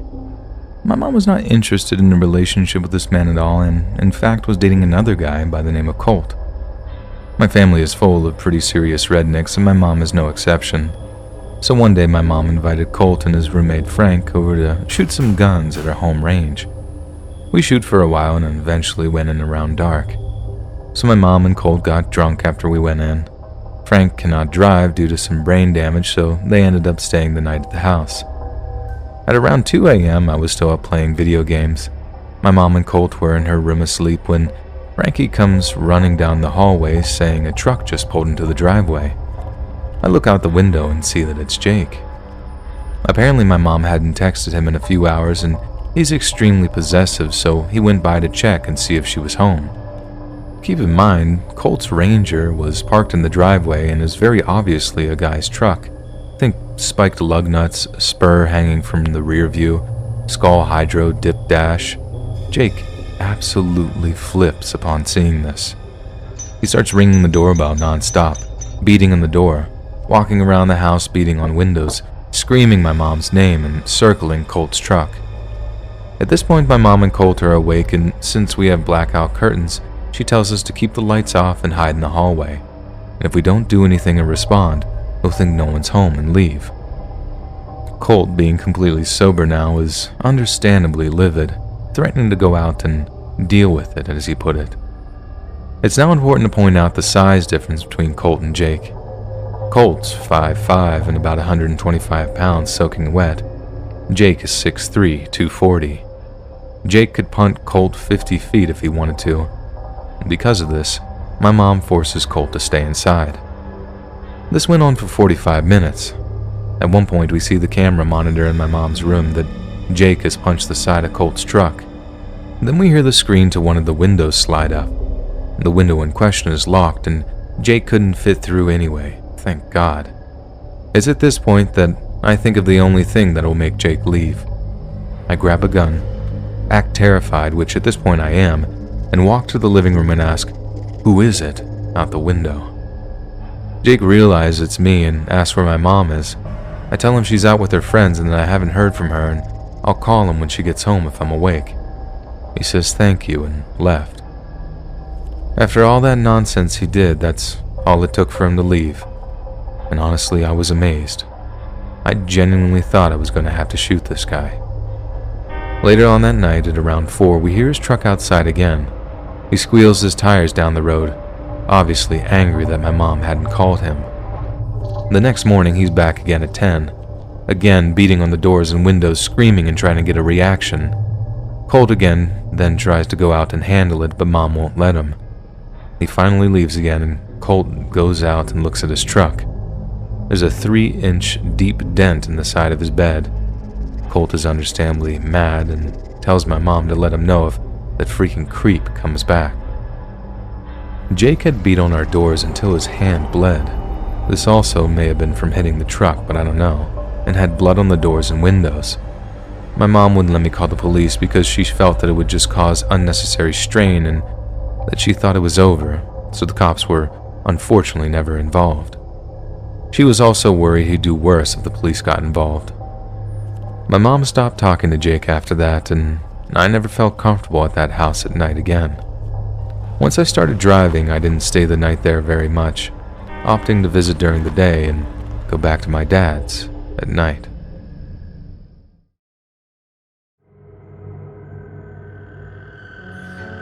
Isn't that him?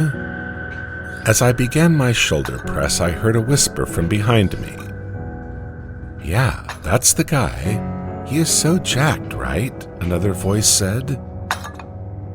I looked in the wall mirror, and the two girls stared at me while saying that. They turned away upon noticing me glancing at them. I looked at myself, and the boy inside me, who used to get bullied for being overweight, felt proud. These girls would never have noticed me if they had seen me a few years ago. It's better this way. Back then, when I had started breathing problems, my doctor said I was prone to develop even heart disease if I didn't lose weight soon, and I'm glad I did. I would have lost my life if I didn't choose a healthy lifestyle. I completed my sets and moved to the next exercise when a girl asked me for my number. At first, I pretended I didn't hear, but when she tapped on my shoulders, I had no choice but to turn around. "Can I help you?" I couldn't hide my frustration as I asked that. "I was hoping to get your number," she asked in a low voice while trying to act cute. "I'm sorry, but I have a girlfriend." After briefly responding, I returned my attention to my workout, using a reply I had frequently heard. After staring at me blankly, she turned and walked away. I spent 1.5 hours at the gym before leaving and returning to my apartment. I found walking to be more enjoyable than any transportation mode, plus it's excellent for boosting your metabolism. As I passed Target, I realized I needed to purchase a new pair of weightlifting gloves, as my current ones had worn out. I left my wallet at home today, so I considered returning later. It took almost 11 minutes for me to reach my place, only to find the landlord standing outside, rubbing her chin with her thumb and forefinger. I couldn't tell if she was waiting for me or thinking of reconstructing the building. "Hello, Mrs. Janet, something bothering you?" I greeted her the moment her gaze shifted to me. Her face would always light up after seeing me, which was good. "It's just that I was thinking of selling the building, but I think the buyer is trying to rip me off," she said, as she scratched behind her ears. "What about tenants, then?" I had intended to relocate to a more prominent place since this one was a single-bedroom apartment, but I had not anticipated doing so this soon. "I talked to others. They don't have a problem, and it will take a while. There is no way I would sell my property for half the price." She smiled, her face creased with wrinkles, before turning and walking away. After taking a shower, I went to bed for a light nap, but I couldn't sleep because of all the calls from the office. I swear, everyone remembers me at once whenever I'm trying to sleep or doing something urgent. Now that my sleep was over, I headed to Target to purchase a few items, including a new pair of gloves. While I loved walking, I avoided overexerting myself, so I took my car. Halfway there, I noticed a black sedan following me through the rearview mirror. Initially, I assumed it was a mere coincidence, and that the vehicle driver was likely heading in the same direction as I was. But when the car took all the same turns as me, I started getting chills. I sped up and somehow managed to outdistance it. I parked my car and entered Target, where many people were occupied with creating TikTok videos. Avoiding all those cameras, I got to the workout equipment section and found a pair of gloves for myself. And now that I was here, I started shopping for a few other things I needed at home. I completed my shopping in just half an hour, and after paying for everything, I headed to the parking lot. When I put everything in the back seat, I was startled to see the same black sedan, parked at 3 cars' distance. The engine was turned on, which meant someone was in there. I needed to return the shopping cart to the corral, but hesitated. Despite my fear, I gathered my courage and began pushing the cart. Suddenly, the car came speeding towards me as if the driver had lost control and nearly hit me. I ran in the opposite direction, leaving the cart. When it turned around to do it again, I realized that whoever was driving it was trying to kill me. I somehow managed to get inside my car and get away. Just when I thought I was out of trouble, I looked in the rearview mirror and saw it following me again. Why would someone do this? I couldn't think of anyone who would gain anything after killing me, neither family nor friends. None of them owned a black sedan either. So who was this person? Whatever the car, I was still terrified for my life. Not wanting to let them know my address, I continued to drive in circles, trying to shake the car off. My brain couldn't process clearly since I focused only on outrunning the driver.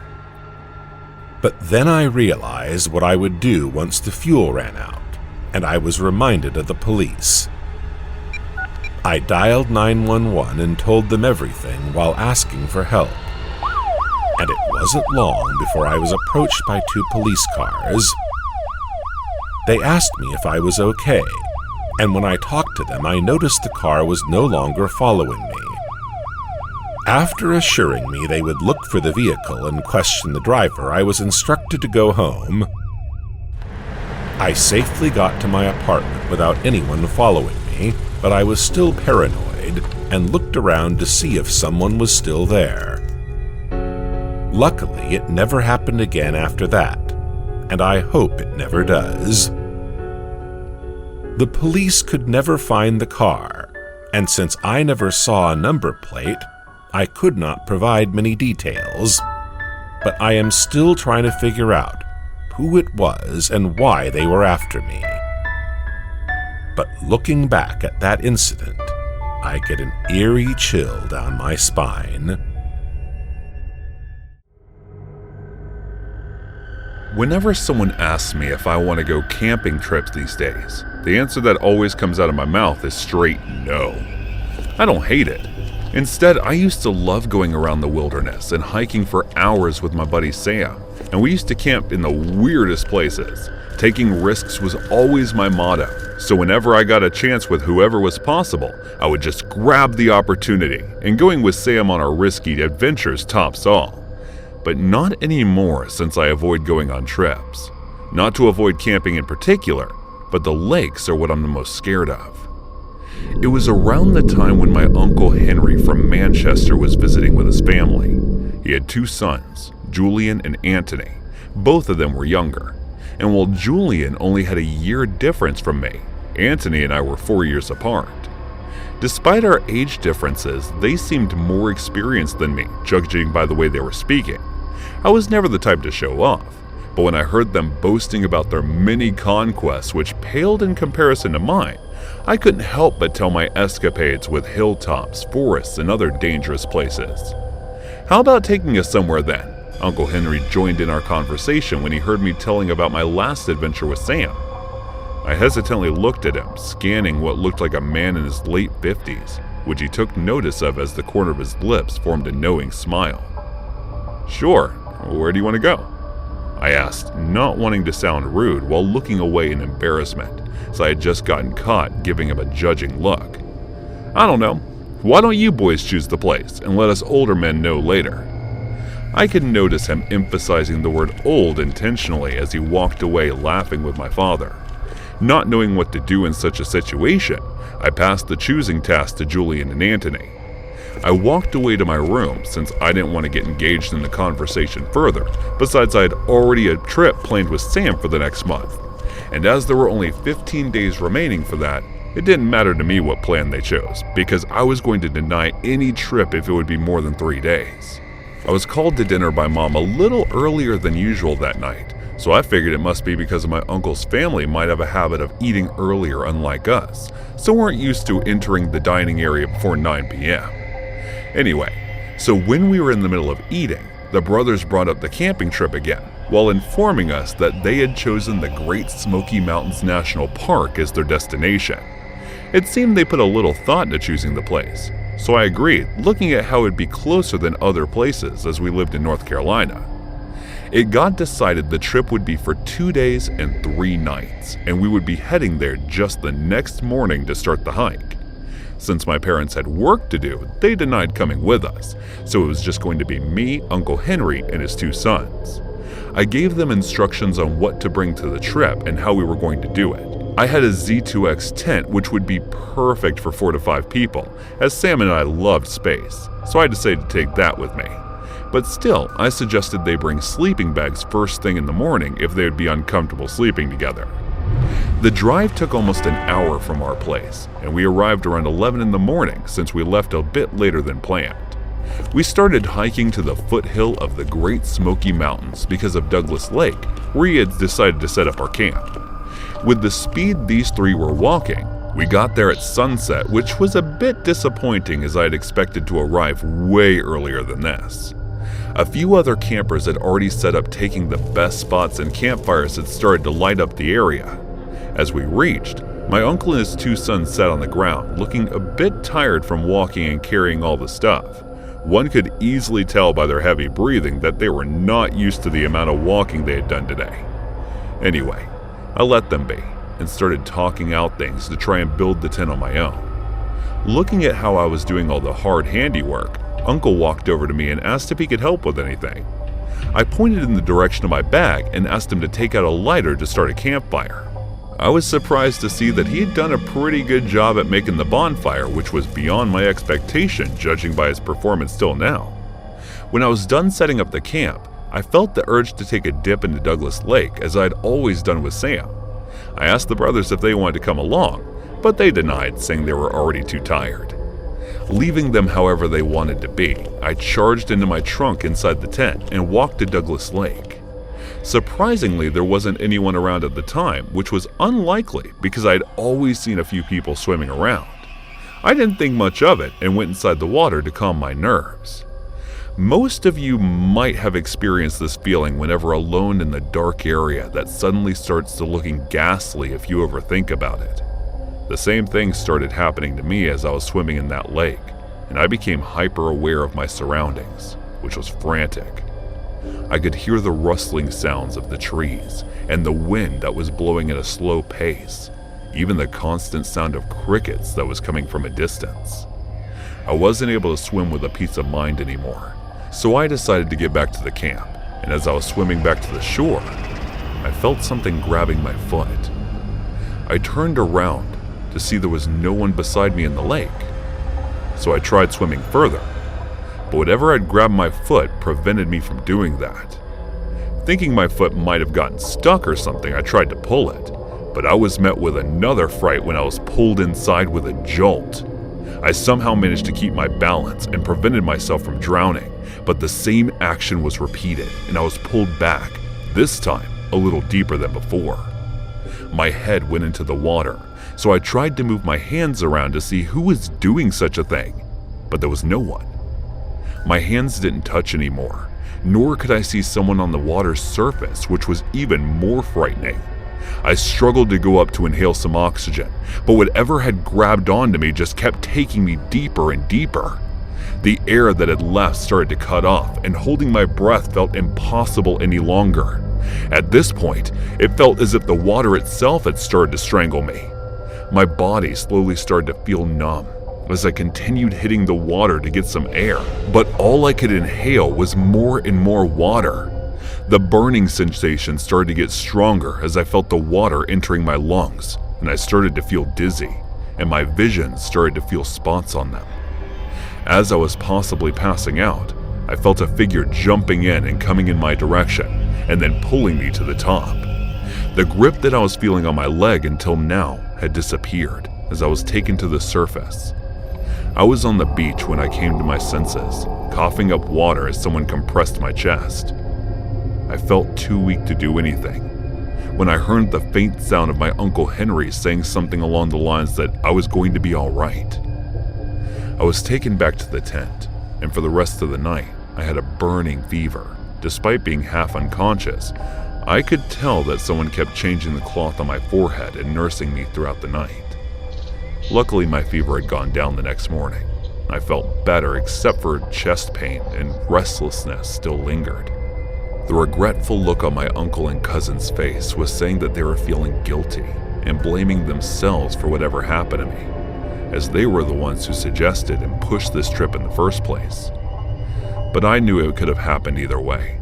Doesn't matter who my companion was for the trip, so I honestly didn't blame them. But I never said anything either to clarify their guilt. The only thing I asked them was not to tell my parents about the incident. The trip was cut short, and we returned home the very next day. When getting asked by my parents, I gave them the excuse that I'd gotten a fever from dipping in the lake, removing the part of my almost death from drowning. Uncle and their sons returned to Manchester 2 days later. The very same day, I got a fever after getting a seizure, which resulted in pneumonia. It lasted 3 weeks, making my body to get extremely weak and causing a major weight loss. Besides getting seizures once in a while, I'm fine now. But I have developed an extreme fear of water, which gives me the feeling of getting strangled. I did tell Sam about everything, but we don't hang out anymore. There's one more thing that I was able to do after the day besides camping. I never got to thank Uncle Henry for saving my life and nursing me that night. I think I'm going to give him a call later today. Tell him how grateful I am that he helped me when he did.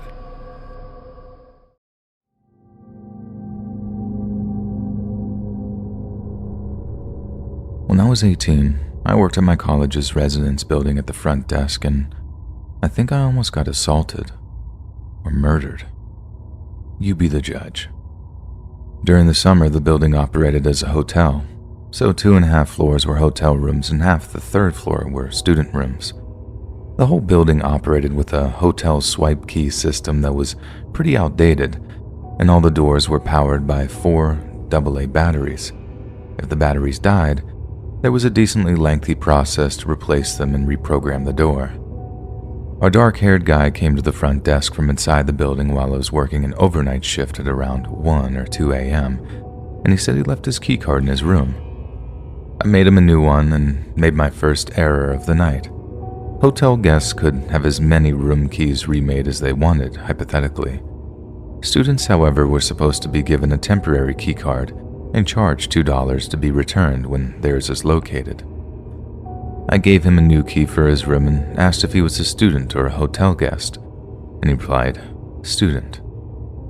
At this point, I should have checked our system to charge his account, but I was caught up doing administrative duties and forgore. I used to trust people way too easily at this job, but quickly learned not to. Later on in the night, maybe at around 3 or 4 a.m., he came to the desk again and said he couldn't get into his room. I asked if he just forgot his key again, and he said no, the door wasn't working. I asked if the light was coming on when he swiped his card, and he said no, so I figured the batteries were dead. I told him I'd have to change the batteries, and I went up to his room with him. He asked me for my name, and I told him. He didn't tell me his. I opened the room door manually with a master key and told him I'd have to prop it open while I worked on the back panel to replace the batteries. He said, "No, it's okay, I'll close it," and closed and deadbolted the door locked. Really freaking weird, but I tried not to think about it. I had changed the batteries on plenty of other doors by this point, and some students were iffy about having their doors propped open for their room to be on display for anyone walking by. He also had a really thick accent, and I thought he might be an international student since we had a lot of students from other countries where English was not their first language. I gave him the benefit of the doubt and thought maybe it was also just a language barrier issue. At this point, though, I really felt like something was wrong, but I tried to ignore it so I didn't freak him out. While I was trying to focus on fixing the door as quickly as possible, he kept trying to entice me to go further into the room, saying his bed was broken and he needed me to take a look at it. There was something underneath it that needed to be fixed, etc. He held out a little gold house key and said, "I have a key, go get it," and threw it under the bed. He said that there was a leak under the fridge. He just kept trying to get me down on the ground, throwing random problems at me. Obviously, I told him no. I'd send maintenance up in the morning to take a look at it if anything was broken. I had my back to him and he asked me if I could take off my glasses. I said no, I'd need them to see. His tone of voice changed, and in the most steady, chilling manner, he said, "Ella, it's okay. You can take them off." And from behind me, he reached around and tried to take off my glasses. I swatted his hand away and, trying to remain composed, said, "No thanks, I need to keep them on."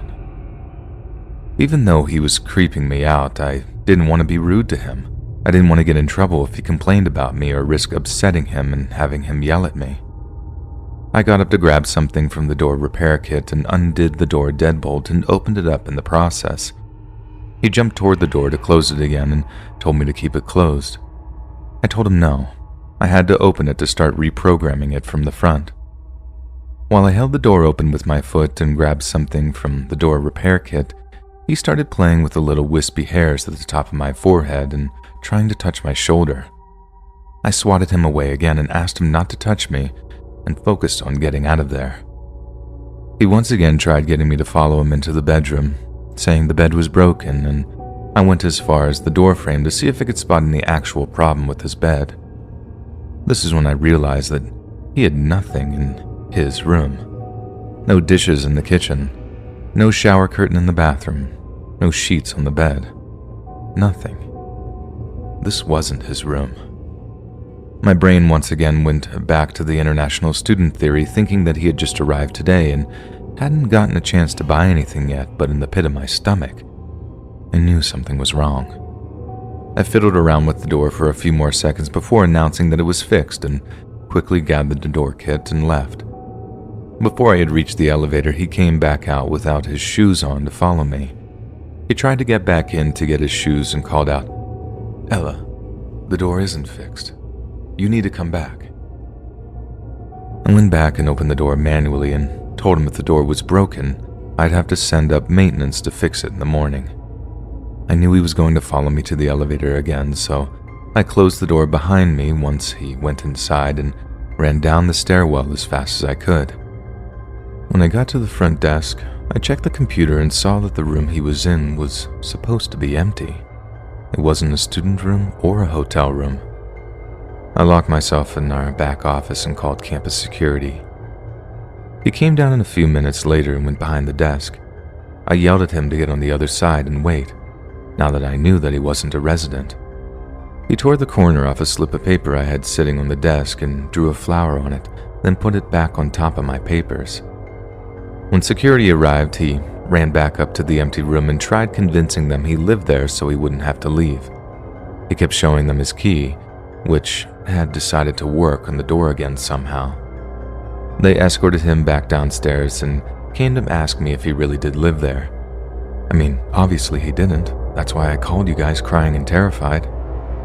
He kept interjecting to argue that he did live there. He couldn't even recall his room number when asked. Security asked him for a student card and he couldn't produce it, so they told him he would have to leave if he couldn't prove that he lived there. While they were grabbing his information, I listened from the office and could immediately tell that he was lying. The phone number he gave was just a bunch of random numbers. The name he gave was prefixed by as if he was trying to think of a name. When they asked him for his address, he just said across the street. One security guard asked if he lived in the apartments across the street and he said yes, but couldn't tell them what the building number was. He said his apartment number was 1200, but I moved into that building a few months later and apartment 1200 doesn't exist. When security asked what his purpose was to be sneaking into a room, he just kept up the ums and uhs, saying he didn't know. They asked, "Were you trying to see a friend? Did you know anybody who lives here?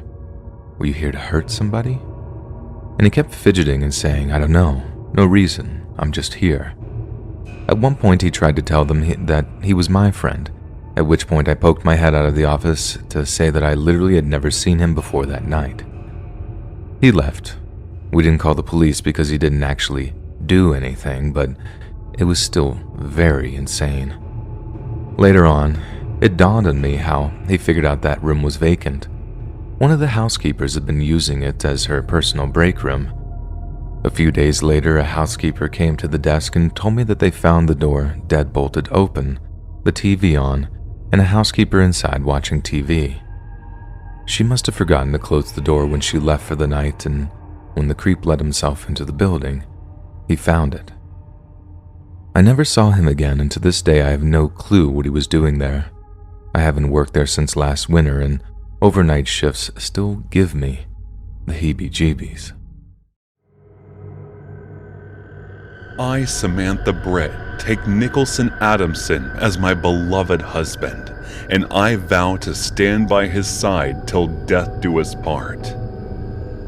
I watched as my best friend took her vows with the guy who used to be my husband, which was quite painful if I'm being honest. As I kept my hatred for my best friend inside to marry my ex, I gave them a fake smile while dressing as one of the bridesmaids. You guys must be thinking about what's going on over here, so let me just give you a quick glimpse on my past. I married Nicholson 5 years ago after 3 years of dating, but we couldn't keep our marriage together even for the duration of our dating life and ended up getting divorced 2 months before our 3rd anniversary. We moved on with our lives, but I was still unable to let go of the love and memories I had with him. I heard his name again 6 months ago, when my best friend returned from Paris from her vacation. She told me that they met there and ended up having the greatest time of their lives. Even then, I couldn't help but feel anger and jealousy deep inside. But I decided to not show that in front of Samantha, which she took the wrong way and started dating him. She thought I was completely moved on with my life and had completely forgotten about him. I let it be thinking it might be another way of Sammy's flings and it won't last much longer. But I was wrong. 2 months later, here she was having a sleepover at my place, telling me how he popped the question and asked her to marry him. Seriously, 2 months? They couldn't even wait 2 years, so that I may get used to maybe seeing them together. But since I didn't want to lose my best friend over a man, I stayed silent. She crossed the limit when she asked me to be her bridesmaid, knowing I may have felt, but I kept my silence again. But now, I'm watching this happen in front of my eyes, the two of them getting married. I couldn't watch any longer, so without turning back or listening to anyone, I rushed out. I removed the heels that were killing my feet, and tears started to stream through my eyes, which I did not care to wipe away as I kept walking in the middle of the road. It was nighttime, so not many people or vehicles were around. That was when a black van stopped in front of me, and 2 men in masks pulled me inside. They put a wet cloth over my nose with a strong smell, which made my vision start getting blurry. And within minutes, everything went dark, and I passed out. The next thing I knew was that I woke up in the middle of nowhere, a place surrounded by trees. I tried to get a hold of the surroundings despite my foggy mind, and I figured I was in the woods. There was the same black van parked at a distance, and the 2 men were standing near it talking about something, while my hands and legs were tied. Damn it. My day could not get any worse than this. First, my ex married my best friend, and now I could not even indulge in self-pity anymore because I had gotten myself kidnapped. As my brain was getting clearer, I started to try and figure out a way to escape from the situation I was in. I tried to crawl away like a snake, but the pebbles and branches were making it difficult as they hurt me as I moved around. On top of that, the 2 men turned their head toward me when they heard the rustling sound and my crawling between leaves. My mind was blank. Not even a single idea was passing my brain.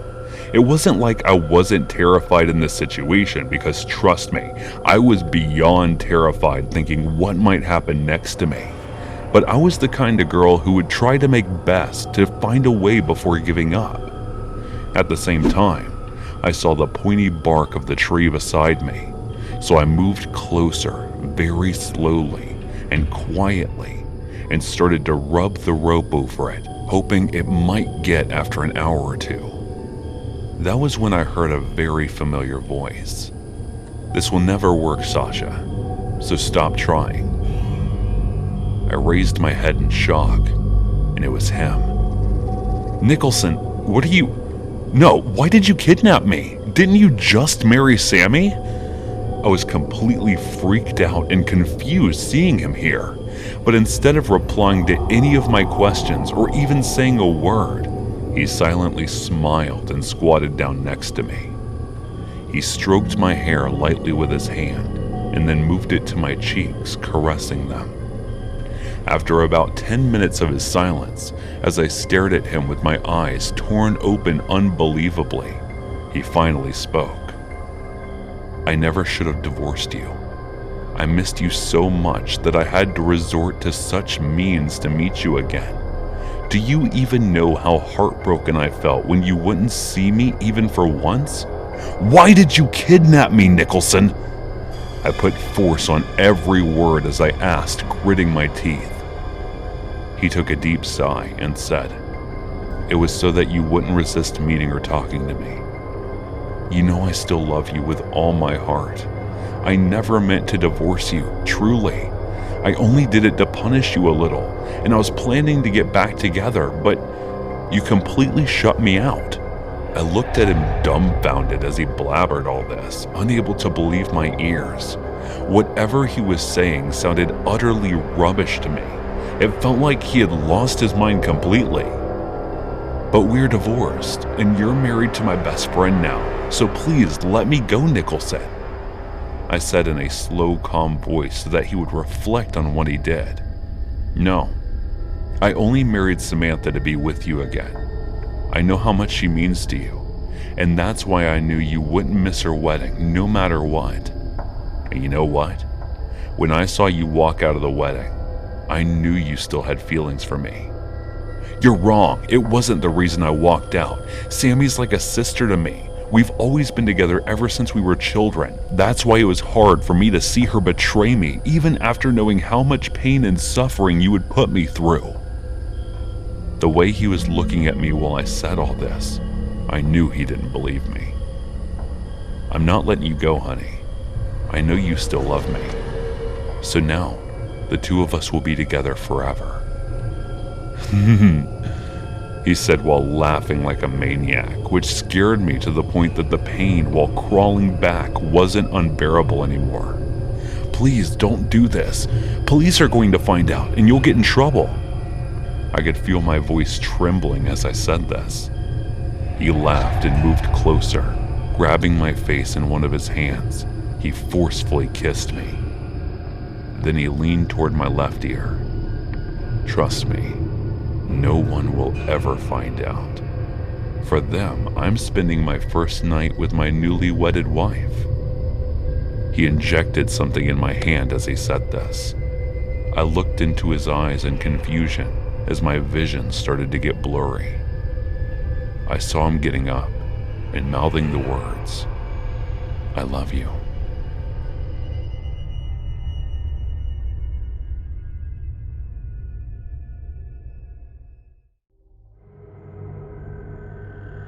After a lot of struggle, I was about to start my own business, a home furnishing business.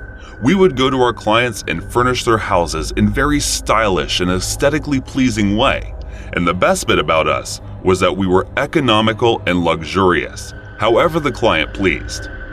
We were pretty certain that our business was in the right shape, and were definitely certain about achieving our quarterly goals.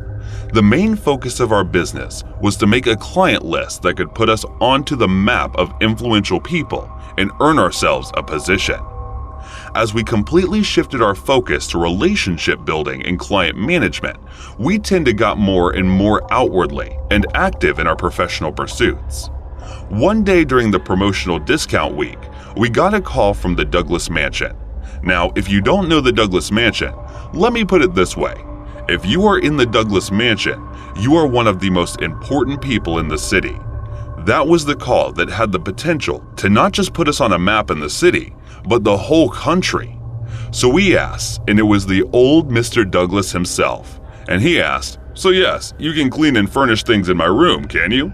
And I replied, "Yes, sir, we do." To which he said, "You will do it spick clean."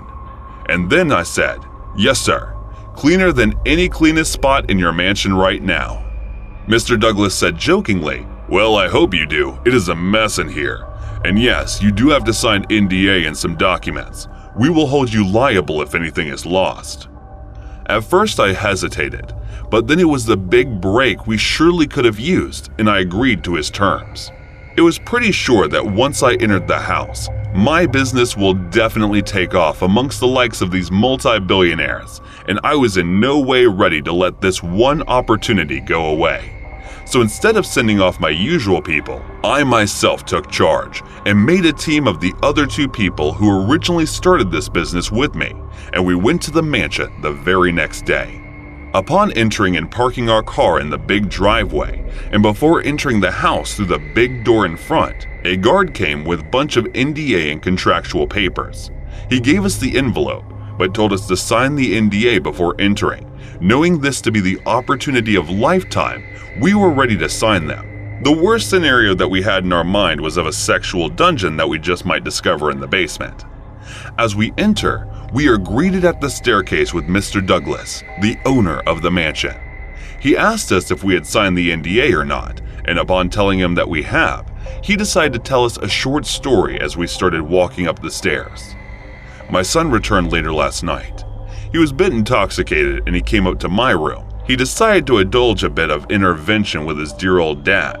I was in my bed in the sheets, and he came closer and told me that he had ideas to make the company better, and I told him that we will talk business in the morning, but he was quite adamant about telling me now. So he took his gun and then pointed me. Definitely some kind of distrust thing going on with kids and parents, but Emily, her girlfriend who was sleeping with me and was behind the curtains at the time, came in and smashed the ashtray on his head. He turned in pain and shot her 3 times. We gave a little smirk, thinking maybe billionaires have twisted humor. He stopped in his tracks and then opened up a room near the balcony. And as we entered, we were blank in shock. His son was lying on the bed with the bandages around his head, while the family doctor stood there checking his vitals as if he was unhinged by the room. Mr. Douglas continued, "Yeah, so she died, and he made it. It wasn't that rough on him, but he did stupidly shoot the poor girl. She was going in bed, I must tell you that. Very good, these young ones." I was in total shock, and I couldn't shake myself back to the present. And as I tried my best to compose myself, "Well, you did sign the NDA, so in case you want to go and try tell this to people, you will be legally held for this, and by the looks of you, you definitely will not be able to pay me $10 million. So it is better that you get back to work, and I will put in a good name for you with my friends. And do look in the envelope, it is pretty sweet." We just witnessed a murder confession, and we did try to mumble our way out, but we had no choice. Me and the other 3 partners gathered together, and we realized that there is no way out because of the NDA. So the only reasonable thing at the moment was to do that. We did refuse him the service, but his crazy-looking security guards were very stern and definitely looked as if they would kill us. We were scared, confused, and very much in a moral conflict. We decided to open up the envelope, and there it was. The number of zeros in the envelope made us forget about the moral conflict. There was a spark in the eyes, and as we were busy thinking how to go through with it, some of the security guys dragged a fridge inside and told us to dispose the body in the fridge. And then they just walked away. Seeing the doctor was out and the guards too, I decided to take the photographs of the crime scene, just in case it is ever needed in future, not to forget the moral conflict that seemed to have gone with the money was actually there building within. I store the photographs in the cloud, just in case they tried to go through my phone once we were done. We arranged everything and made the room cleaner than it ever was. The blood-soaked carpet was completely spick, with no sign of visible spot anywhere. They were rearranged and replaced with a place smelt like lavender and rose instead of death. Mr. Douglas was happy with our job, as the doctor guided the guards to take the body to the basement. Turns out the doctor will then use the organs and black market, and this was not the first time that they have done it. And I wondered about the countless victims that might have not gotten justice. But then my darker side of greed did take over, and I ended up helping him completely rid that room of any signs of violence, and even made it much more beautiful than he was. And that is how the visit started. It was Mr. Douglas at first, and then it started happening with all his rich friends too. Ancelotti, the Silverbergs, Weinsteins. We were all busy cleaning up their messes and were making really good money. In the next 5 years, we did build our business to top, but it all worked in the shadows, cleaning the filth of the richest scum on the planet. I waited for 5 years, through and through, going through this moral hell. Finally, with enough money to bail me out from the NDA, I went to see a lawyer. I told him about everything that happened with us through those 5 years and explained to him about things we went through. He looked at me and said, "It is a little too late for you to be morally woke now. You tell the police, they will put you behind for a long time. You have been an accessory and accomplice in the murders. So if you are ready to risk yourself to go to prison, then yeah, we can proceed." A dark, silent chill went across my spine, making me wonder and making me question my own morality. And as I stood there asking myself, am I willing to risk my own freedom? I received a call. It was Mr. Douglas. "Hey, send your boys, will you? I think my son made a mess again." I hung up and looked out the window. As the sun was going down, I had to make a choice, and so I did. As we entered the Douglas mansion, we saw that Mr. Douglas had killed his son. This incident happened to me about 6 years ago when I was returning from my office. Back then, I was working as a bank manager in a government-based bank. I was happy with my job, and everything was going swimmingly until that day. One specific day, I had a heck of a lot of work to do, so I was working even after my office hours. That day, I worked till 10 p.m. until everything was finished. After that, I packed my stuff and left the office. I always preferred using public transport, so I went to the bus stop, which was near my office, and waited for the bus to arrive. I kept on waiting for a continuous half an hour, but no bus or other transport seemed to pass through that route since it was already 11 p.m. I thought maybe today I had to book a cab as I was already late, and I didn't want to be late anymore. I was booking a cab when I noticed the bus coming in front of me. I was happy since I was not expecting any public transport buses to come at this late hour. I kept my phone in my pocket and boarded the bus. I went in and sat on the last corner seat. I could see the conductor, but since I could book the ticket online, I didn't go to him and booked the ticket on my own. I was continuously looking at the conductor so that I could show him that I had booked the ticket, but he wasn't looking at me and was continuously looking in front. I had already booked the ticket, so I had no worries. So I sat there as I was exhausted from all the extra work. I closed my eyes, and within a minute, I fell asleep. I was tired, so I didn't notice that I slept for a continuous half an hour. When I woke up, I found my bus standing in an unknown area, totally covered with silence. Everyone in the bus was sitting silently, without saying anything. The weird thing was that they all were looking directly in front, including the conductor, and were not moving at all. I was alone there, moving my body, and looked shocked after seeing my bus standing at such a weird place. I wanted to go out, but the doors of the bus were closed and could only be opened by the driver. I stood up from my seat and went to the conductor to ask him why the bus was standing there and which area was that. I was sure that I had not been to this route before. I went to him and asked him about this, but he didn't listen to me. He kept on looking in front without moving. This was a little strange for me. Soon, I noticed that he was not even blinking his eyes. No human alive could do that for that much time. No, his silent posture was scaring me. I went back to my seat, but as soon as I turned back, I noticed a lady sitting beside me.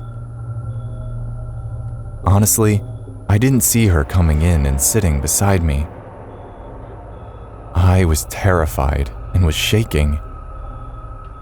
I just sat beside her and looked at her.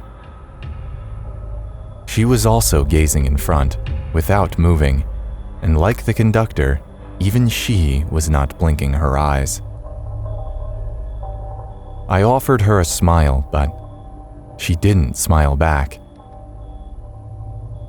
I was feeling uncomfortable in the bus, as no voice was there, no one was talking, even in the very dim light of the moving bus. He felt something sticky in the seat.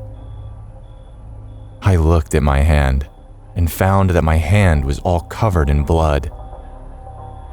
I screamed with fear, and I saw the lady was bleeding profusely. I was shocked that she was bleeding that much, and even then, she was sitting there so calmly and wasn't even reacting. She started to stare at me, and out of fear, I ran towards the conductor of the bus. I was looking at the lady and explaining the whole situation to the conductor, and I was surprised to death when I looked at his face. He was also bleeding heavily from his head. I jumped to the other seat in fear, and soon I found that everyone there was in the same condition. I started to think that I was in hell.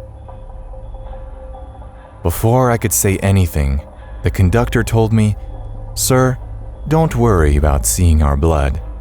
We all are dead." That scene was the scariest of all. After this, I ran to the door and started pulling it to open it. Suddenly, the door opened and I was out of the bus. I started running on the road without thinking about the direction, but soon I was hit by an invisible thing and fainted. I don't know what happened after that, but when I opened my eyes, I was in a hospital. Later, I found out that a cop who was passing through that route found me in that condition and took me to the hospital. The cop came and asked me what I was doing there. I told him everything, but he thought that I was drunk or something and didn't believe me. He asked me to take care of myself and left from there. After that day, I didn't tell this incident to anyone because I knew that no one would believe me. But I can never forget that incident, ever in my life. I had a stalker in secondary school. Well, not quite the follow you everywhere and make a shrine out of your hair kind of stalker, but enough to make me feel afraid for my safety on an almost daily basis.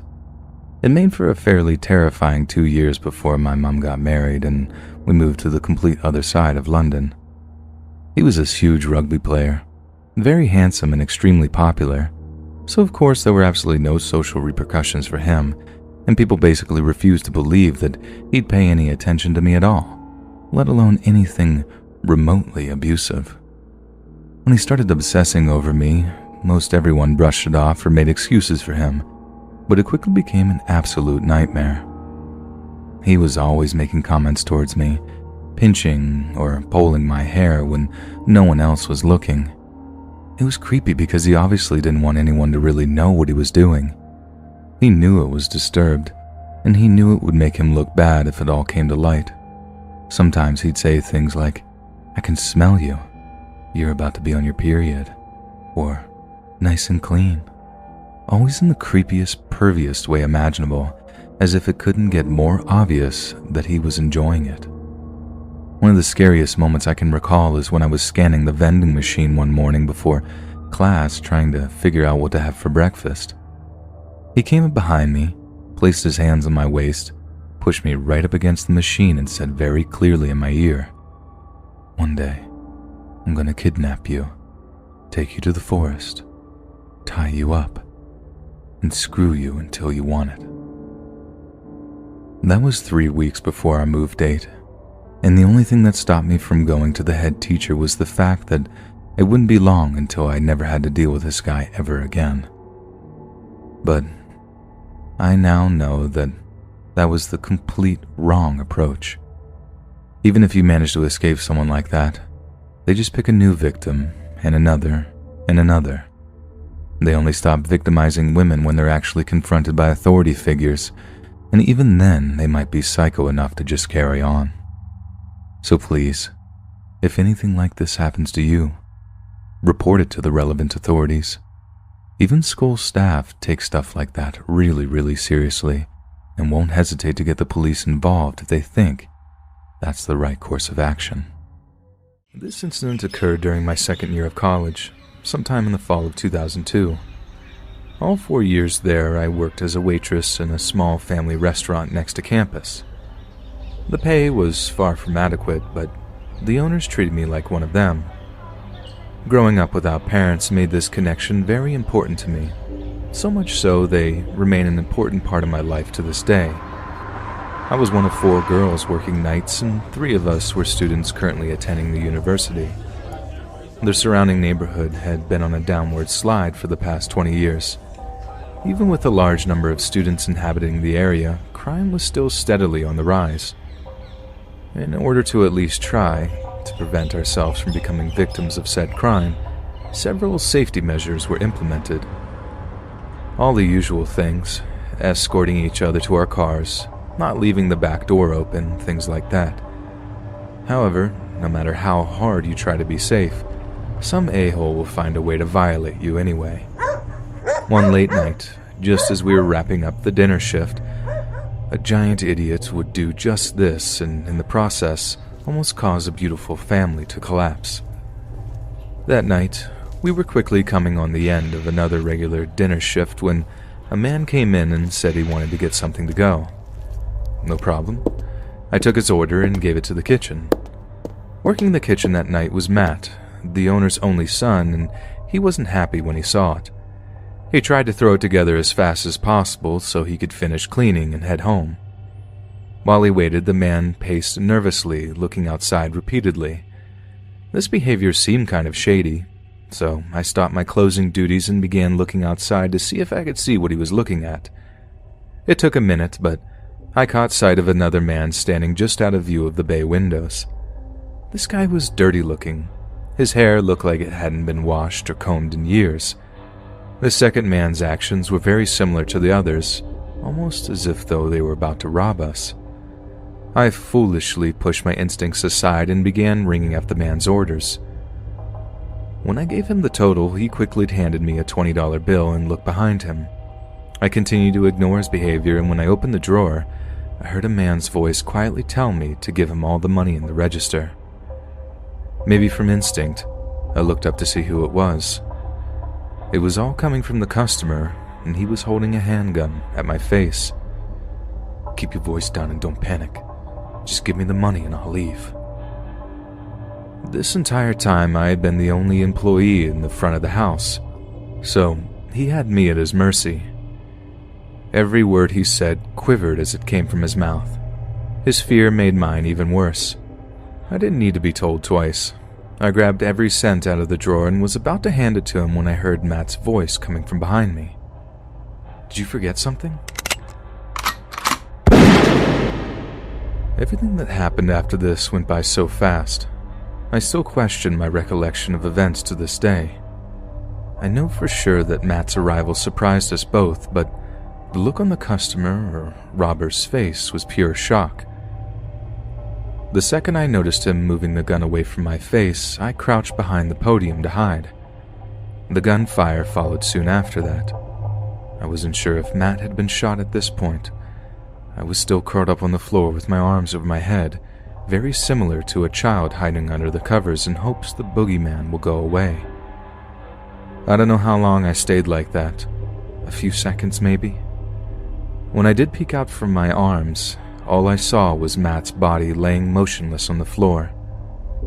Even then, I stayed where I was until I heard the voice of his mom yelling out to us. That's when I finally stood up to see the results. The shooter was gone, and money was scattered all over the floor from where I dropped it. Matt more than likely died immediately. At his feet, grilled chicken salad was scattered everywhere like the money. Matt's mom stormed out of the back. When she saw her only son lying on the floor, she collapsed in grief next to him, and this is where she stayed until the police arrived. Just to avoid making an already long story longer, I'll leave you with the facts. Even after telling the cops everything I saw and giving a detailed description of both men, neither man was caught. The family closed the restaurant for several days after the shooting and stayed that way until a few days after the funeral. From the day of the reopening, a cop in plain clothes has protected the place, and there hasn't ever been another holdup since. My work at the restaurant would continue for the remainder of my time at the university. I was shaken up for quite a while, and may have been for far longer if it wasn't for the love and support of the family. We seem to have served as a coping mechanism for one another, and through the shared pain of Matt's death, brought closer together. After I graduated, I moved on and am currently living in Atlanta with my partner. The restaurant continues running 5 days a week and doing well. It seems the neighborhood may be on its way up. In the last year, several large companies have opened branches, and the continued growth has proved to be a positive thing for all concerned. Allison, the matriarch of the family, recently told me on a phone call that she was willing to put up with the hipsters that were slowly invading the area. After all, they were a big step up from the murdering crackheads that had been seen there before. The story started when I saw the girl for a first time. She was tall and pretty, and looked she was the prettier of the entire ones standing. I had no idea what my father and I were doing there. "Son, we are here for you. Since your mom left me, we are here to get you a mom." I wasn't really sure what was going on, and I said, "What is going on, Pop?" And he said, "I am here to get you a new stepmom." I was surprised with everything going on. I asked my father if it was the most necessary thing to do, and he said that he is. It was a Romanian bride shop, and all the girls here were from Romania, waiting to be wed and have an American green card. My father picked one of the fieriest brides he could. Her name was Rosalina, and she was very outspoken, and her English was quite broken. It wasn't very legal if anyone was wondering, but it wasn't something that people weren't aware of, hence my father knew about it. He was the most clueless man, and the fact that he heard about this and decided to act upon it was strange as it is. He did all the proceedings that were to be done to bring it to being closest to legal, and then went out to marry Rosalina. I was very skeptic of Rosalina. I knew she wasn't the best person to be around, but her presence cheered up my father a bit, and it was something that I would tolerate her for that. But she used to dress up like a pen girl for my father and joke around a lot. It was weird since she barely knew him or me. She got used to the part of being his wife. It was the stepmother part she was having trouble with. She was way younger than my father, but I guess the father issue she might have been clouded the judgment, but since she was only merely 10 to 15 years older than me, the stepmother part was something she wasn't getting used to and would often forget that boundary. even though I made sure every single time to remind her of the boundary that she's so much pretty, much leaning on to cross every time. Even though my father was a great guy to her, there were just some things that he just wouldn't understand, and there I would come in to help her. I guess I was the only friend she had in that place, and then one day, while from her regular visit from the market she got back, she had a bruise in her eye, and she looked awfully pale and scared of everything happening in the moment. She came back all teary-eyed and told me what happened. She said that the Russian guys harassed her, and it was pretty clear why. She said that she knew them back from Europe, and her ex-husband rolls with them. She asked for my help, and I told her there's nothing I can do. And it was true, too. I cannot go on and be rivals with Russian mobsters. I gotta care about my neck. But she insisted on me doing something, so I decided to have a civilized talk with them, even though I was certain that there is a good chance that I might end up face down in the alleyway of Brooklyn somewhere. Few days later, I decided to head to Sergei's cleaner shop. I asked the man where to have a conversation with Sergei. At first he refused and said, "I don't know any Sergei." And then I replied, "Come on, man, we're just two guys talking." I knew the game, and I knew what I was getting into, but I had to do it for the sake of my father and the stepmother, so I put in the theatrics I needed. The guy looked at me with the stern look, and I did back, and minutes later, he opened the coat drawer and let me in. There on the other side, I found myself in the club where a bunch of big muscular Russians were playing cards. "Hey, which one of you is Sergei?" I asked, and they all replied in sync, "I am." "Yeah, sure, play a wise guy and drop the biggest deal lead you will ever get in your life," I replied. One of the broodiest tall Russian guys stood up and said in his deep-pitched voice, "I am Sergei. What do you want?" And I replied, "Just plain and simple trade. You do something for me, and I do something for you." I was playing a very confident Italian, and things were strenuous initially. Then Sergei walked out to the gambling room and took me to an exclusive office. "Talk, Mussolini. What do you trade in?" said the grumpy Russian. I looked at him for a bit, contemplating all different ways that he can kill me. And then I said, "I trade in you doing me one solid, and I give you lead that will make you the biggest merchant on this island." He looked at me with disapproval and said, "I don't want to be a merchant. Too much work. I would continue being the crook I am." And then I said, "Don't you worry. It's the same thing." He looked at me and asked, "How much are we talking here?" And I said, "Enough for you to buy a machine to count it." He asked, "What is the solid one that you want?" And then I showed him a picture of Rosalina, and he looked at me and asked, "What about her?" And I said, "Tell your men to leave her alone now and forever." And I started writing an address of the port in the New York where all the shipment arrives. And I told him, "Be by the dock at 9. The shipment will crack in at 9, and Boys in the Blue would be at 9:30. You have the 30-minute window to swipe the place clean." And then as I was leaving, he said, "All right, you got yourself a deal. Your lead works. You never hear from us. But if it doesn't work, you will hear from us." As I started walking away, I wasn't sure what I was expecting. I sure just went through hell for my stepmom. I wasn't really sure if it would work, but as I did exit, I had a real sense of fear that crippled my whole spine. I messed with the wrong tiger. I am overconfident and I barked the wrong tree. I wasn't made for this. As I got out, I straight away went to meet my stepmom and I told her that I talked to Sergei. She was scared for me and I told her not to worry. And then few days in, I finally got the news. The Russian mob was apprehended. Well before going to confront Sergei, 3 guys got me into the truck and wired me. And yeah, I played the rat in the conversation and got evidence against Sergei. And then in return through my tip, Sergei was apprehended red-handed. Good riddance.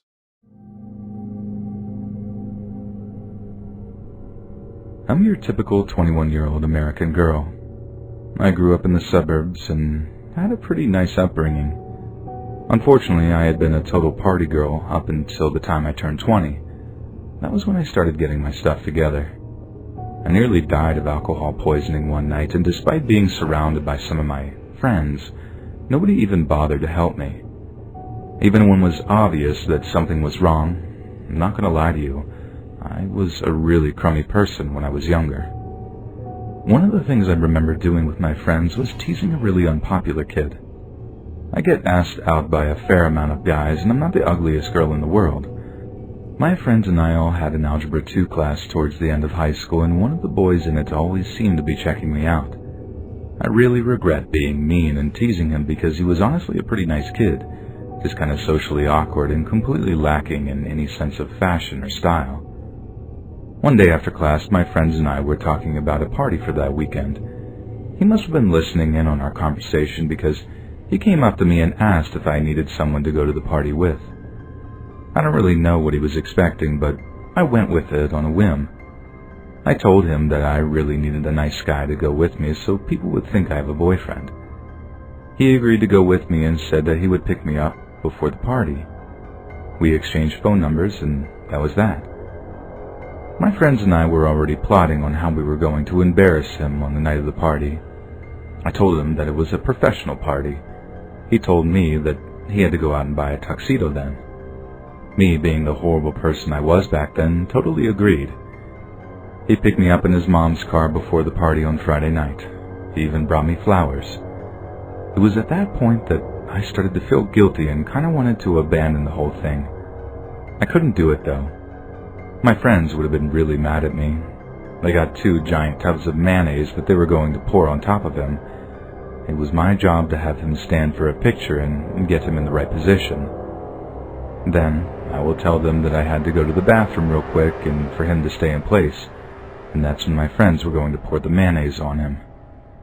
Again, I regret that whole role I played in this whole thing.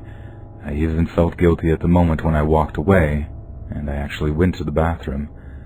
I didn't want to watch it happen. From what I heard, he started crying and went back to his car and drove home immediately. I thought that would have sent some kind of a signal that I really wasn't interested in dating him. Well, he didn't quite get that signal, because he still kept trying to talk to me and go out on another date. He even tried asking me where I went that night, and it made me feel even worse than I already did because he didn't even realize that I was in on the joke. Like he thinks he randomly got mayonnaised. As guilty as I felt, I just tried to ignore him and hope the problem would go away on its own. We only had another month or so of algebra, and it was every other day, so I figured the number of times I had to see him were limited. Well, he never actually got the hint. He found me on Facebook and messaged me on there. He somehow found my phone number, which I still don't quite understand how he did it either. Suffice to know that he still regularly made an attempt to date me for a very long time. I tell you this story not for fun or to brag, but because this guy, Donald was his name, continued his interest in me for 6 years. Still, even to this very day, we've been out of high school for years now, and he still messages me or reaches out in some way every few weeks. After I started getting my life together, I tried explaining to him that I wasn't interested in him, but he never really got the message. I work a night shift job now, at a gas station on the edge of town. For the most part, we only really ever got truckers and the occasional traveler. Anything else is pretty rare, but sometimes on certain nights, around 3 o'clock in the morning, Donald will show up, and he's not looking to get gas, he's looking to get me. It's only happened 3 times now, but they were honestly pretty horrifying, and I nearly called the police the last time. I think I will if he shows up again. The first time he showed up where I worked, he tried pretending like it was a coincidence.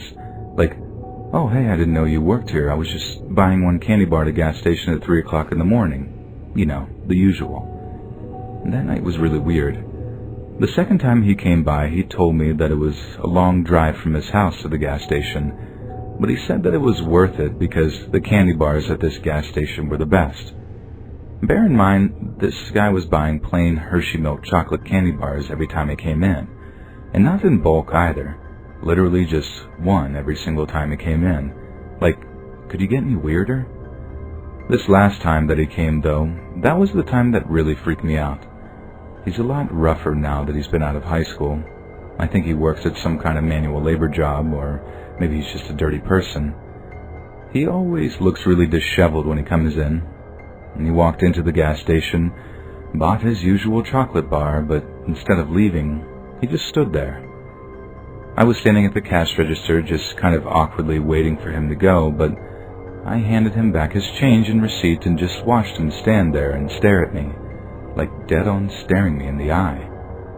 I felt extremely uncomfortable and didn't know exactly how to end the social interaction. I asked him if he needed anything else, but he just said no and then continued staring at me. And that was when he reached over the counter and tried holding my hand. I could tell by the look on his face that he had some sort of intimate intentions in his mind, something devious. As freaked out as I was, I pulled my hand back as fast as I could and told him that he had to go. "Why are you gonna be like that? I love chasing you, but you gotta give in one day," he said to me.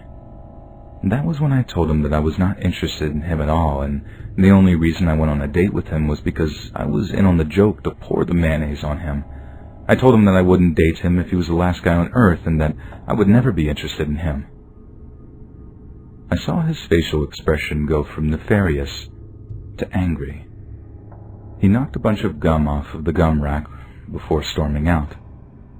Before he walked out the door, though, he stopped and looked me right in the eye and said, "I'll have you one day, you little pretty princess." And then he left. I had no idea how to respond. I don't even know what to do about the situation. He's not really doing anything illegal, I don't think, other than knocking things over. If I see him again, though, I might have to call the police. If this isn't stalking, then it comes pretty darn close. And the part that kills me about the whole thing is that I just want to put that phase of my life behind me. I don't want to think about being popular or partying or being mean to kids like him. I just want to save up some money, get my life together, and maybe find a good boyfriend. But yeah, that's my ongoing situation with a very creepy guy I played a prank on from high school. And looking back, I never should have gone along with it. I should have followed my intuition and done the right thing. Instead, I guess I have to pay my dues for what I have done in some way. Maybe this is some weird form of justice.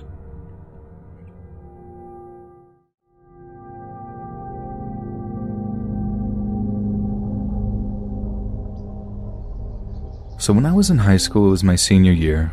I was 5'3", about 95 pounds. I was at the park down the street from my house waiting for the school bus. Usually my boyfriend, who was already graduated, would drive me to school, but he was busy. I later found out that he was cheating. Well, there was usually a few of us girls there waiting, but this day I was the only one. So I sat at a bench and had one headphone in and one out so I could listen to my surroundings. I've always been cautious of what's going on around me. As I waited, a black Honda pulled up and I immediately noticed it. I kept an eye on it because I had a bad feeling about it. I wasn't making it obvious that I was watching it because I didn't want to look crazy, but after a few minutes, 2 big men got out. I immediately texted my boyfriend that I was at the park and these guys were creeping me out. Of course he didn't text back, so I copy-pasted the same text to my cousin, who was home. I live with my aunt and 2 guy cousins, unwinding down from the night shift. I wanted someone to know the car make and color, plus it was 2 men, and didn't get any responses. When they got out of the car, they started to walk towards me. So I got up from the bench and walked towards the street because the bus was supposed to be there any minute. The driver actually ended up being a little late. As I stood by the street, these men walked up to me and I could feel the bad energy. One guy said hello as the other stood there staring me down. I just did a small smile and a nod, then looked away. Then the same guy, I'll call him number 1, asked how old I was. I didn't respond. I could tell the other guy, number 2, was getting mad that I wasn't feeding into it. Then number 1 kept asking me yes or no questions like, do you have a boyfriend? Do you live close? Do you do drugs? We have some. Do you want some? And then number 2 asked me if I knew what the black market was. I felt a cold rush go over my body and I got the chills. Number 2, who was quiet the whole time, started to tell me how they just got back from Russia, but the way he said it was so scary, also intimidating. I knew they were from somewhere else because they had a strong accent, but I couldn't pinpoint the place. They kept telling me to go to their car because they have drugs. I said no thank you. Trust me, I wasn't a straight edge in high school, but I wasn't stupid either. I would never get into somebody's car that I didn't know. Then number 1 asked if I had a car. I said no and that my bus is almost here, sorry I have to go. And by some sort of miracle, the bus rounded the corner and the guys backed off. They had been inching closer and closer as they asked me questions, but before the bus got to me, number 1 handed me a card and said that he has a car shop and to call him sometime if I ever need anything. He even stated that he'd give me a free car.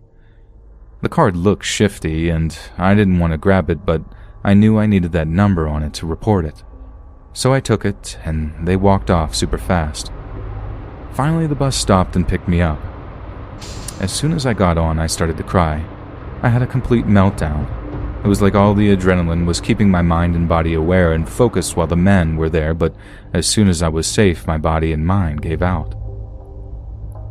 Thankfully, there weren't many people on the bus, so the driver calmed me down before we took off and I explained to her what had happened. When she looked around for the car, they were gone. She said she saw them around me, but thought I knew them because they were so close to my person. The driver called into her dispatch saying that there was an incident so that they could notify the school. She continued to pick all the other students up, but when we got to the school, she walked me into the office. I was absolutely terrified to be alone. The principal came out and so did campus security. They were so sweet and gentle with me as they brought me back to the principal's office. Both were men and they proceeded to ask me questions about the men, the car, and the questions the creeps had asked me. I cried the whole time. Then I pulled out the card that they gave me and handed it to the principal.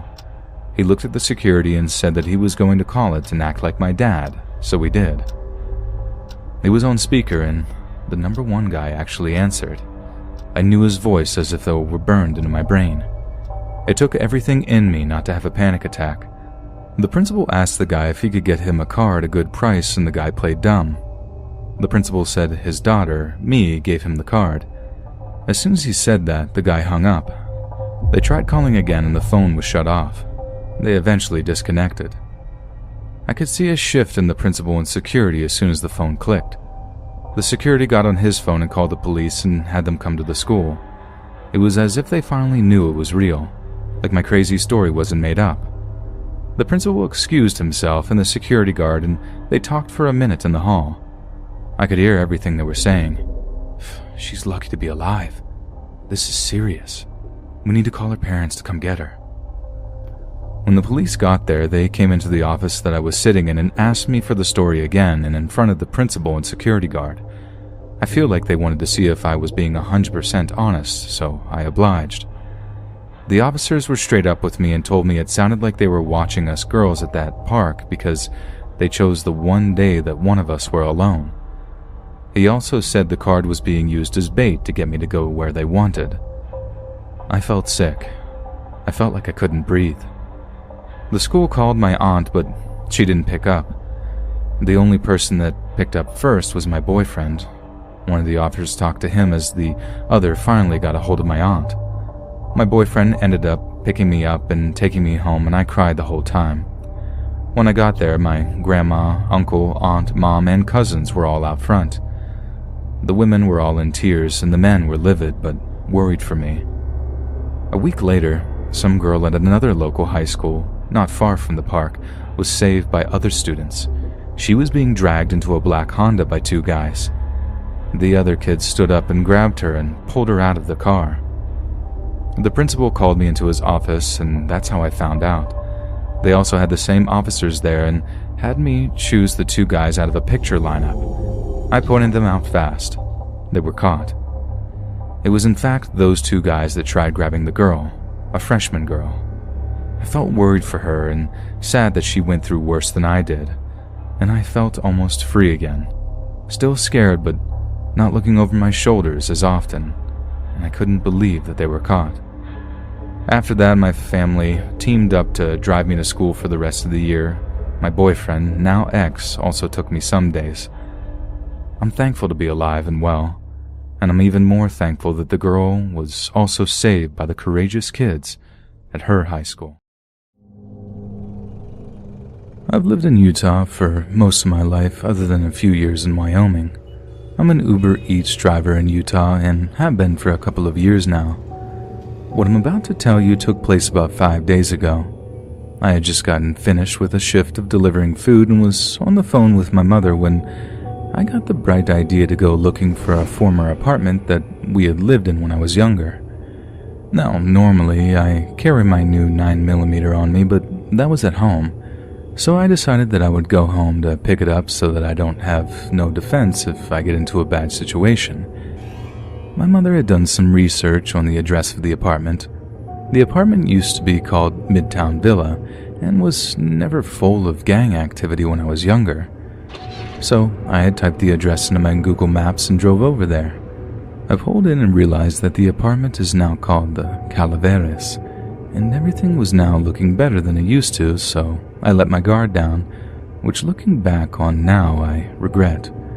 I started polling through the apartments with my mom on the phone, which we had then agreed that I could put her on video chat so that she could see the new upgrades.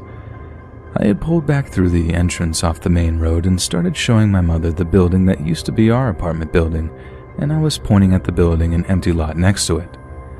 That empty lot used to be a playground when I was a kid. First mistake.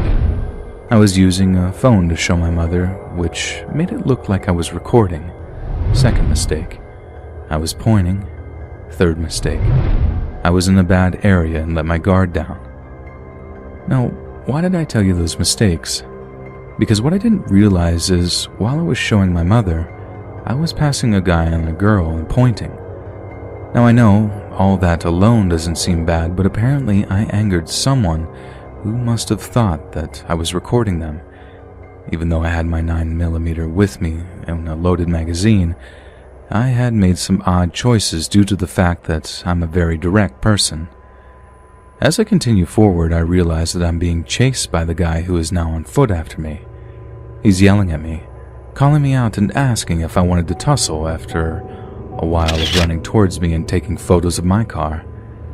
Now, before realizing it, I was suddenly moving forward faster in my car, and my mind was made up. I was getting out of there and driving off. Now, the events that are about to take place are due to the fact that I have some extensive training outside of others' knowledge, even though I had let most of that slip. My adrenaline was pumping, and instead of harnessing it, I mistakenly let it control my actions. With my mom still on video chat, I suddenly took notice of a car pulling up fast behind me. I took off out of there. The car was then behind me. I turned right. They turned right. Same turn I made again, they followed. So I went up to 9000 South and took a right after stopping, thinking that I was just being paranoid. Nope. They followed me all the way to 1300 West, and that's where I turned right again. And guess who followed? Now, I'm not going to lie. I was very nervous with multiple scenarios playing in my head because I knew that I was in a bad situation. I knew that if it came down to it, I had my pistol. I know what you're thinking. Dial 911. Well, I'm the type of person who rarely does that, and I wanted to get out of this on my own.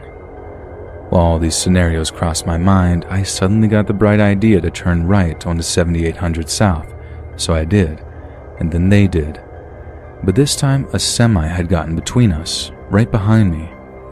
I was happy until the semi had turned left. Then I knew I had to figure out what to do next. My next decision was to turn left. I approached the next light in the left turn lane to get on the road that leads to 7200 South, where the I-15 on-ramp was. What I didn't think about was what would happen if they followed me. What will happen next will make you reconsider not asking for help when you need it if you're like me. I turned left, they followed, and sped up on my right in that lane, so I immediately swerved over after turning my signal on and got in front of them, because let's face it, if they get next to me, it could be game over.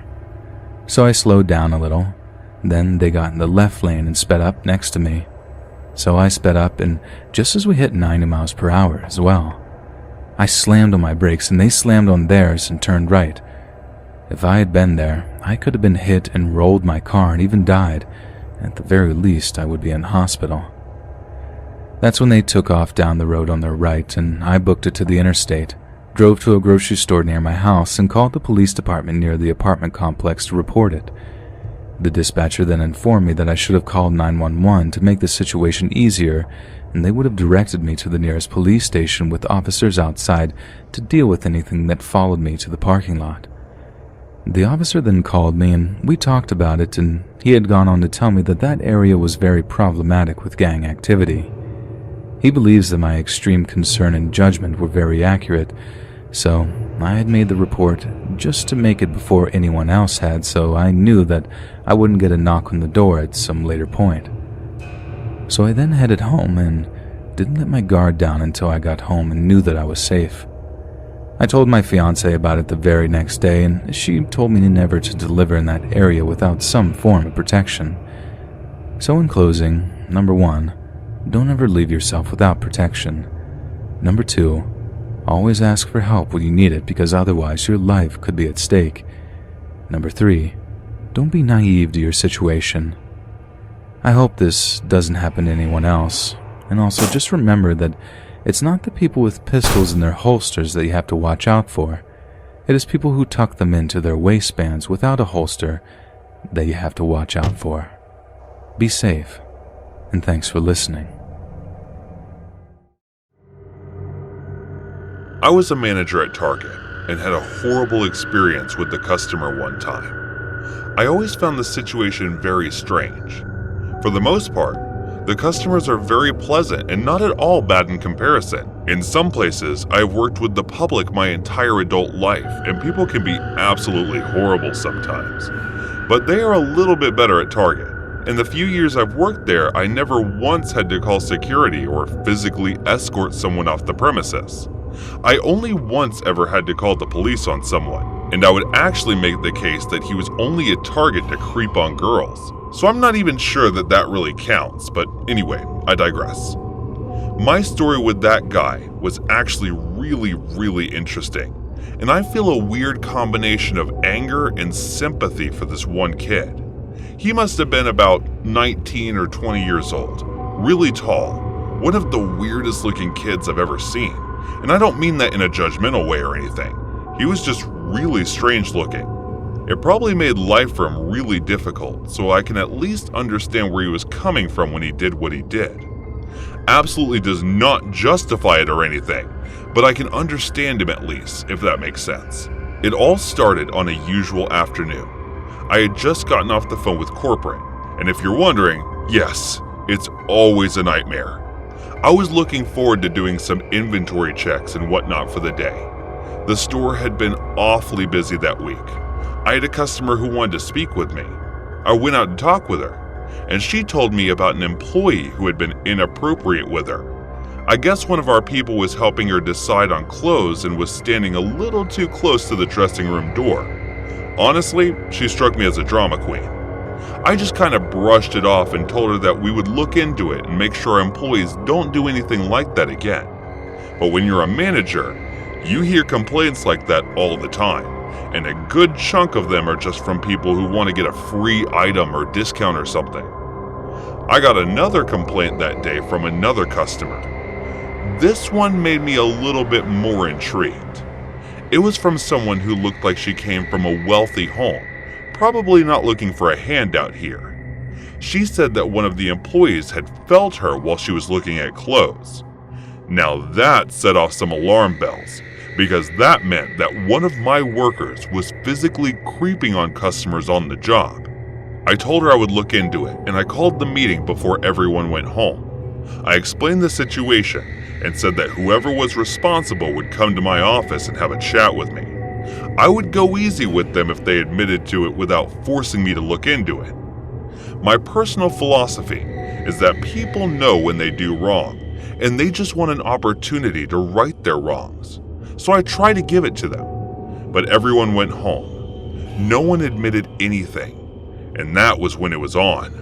We couldn't look at the security camera footage in the area because all of this had been going down near the dressing rooms. The closest security camera we have is on the outside rack of the clothes, but it doesn't give us very much indication of what's going on near the dressing rooms.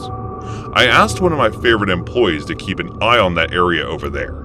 He told me he would. 2 days went by, and he didn't see anything. I didn't get any more complaints either.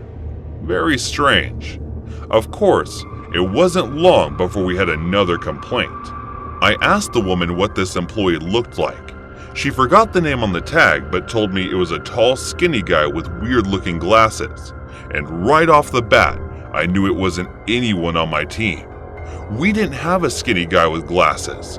And immediately, I knew that we were dealing with someone that was pretending to be an employee.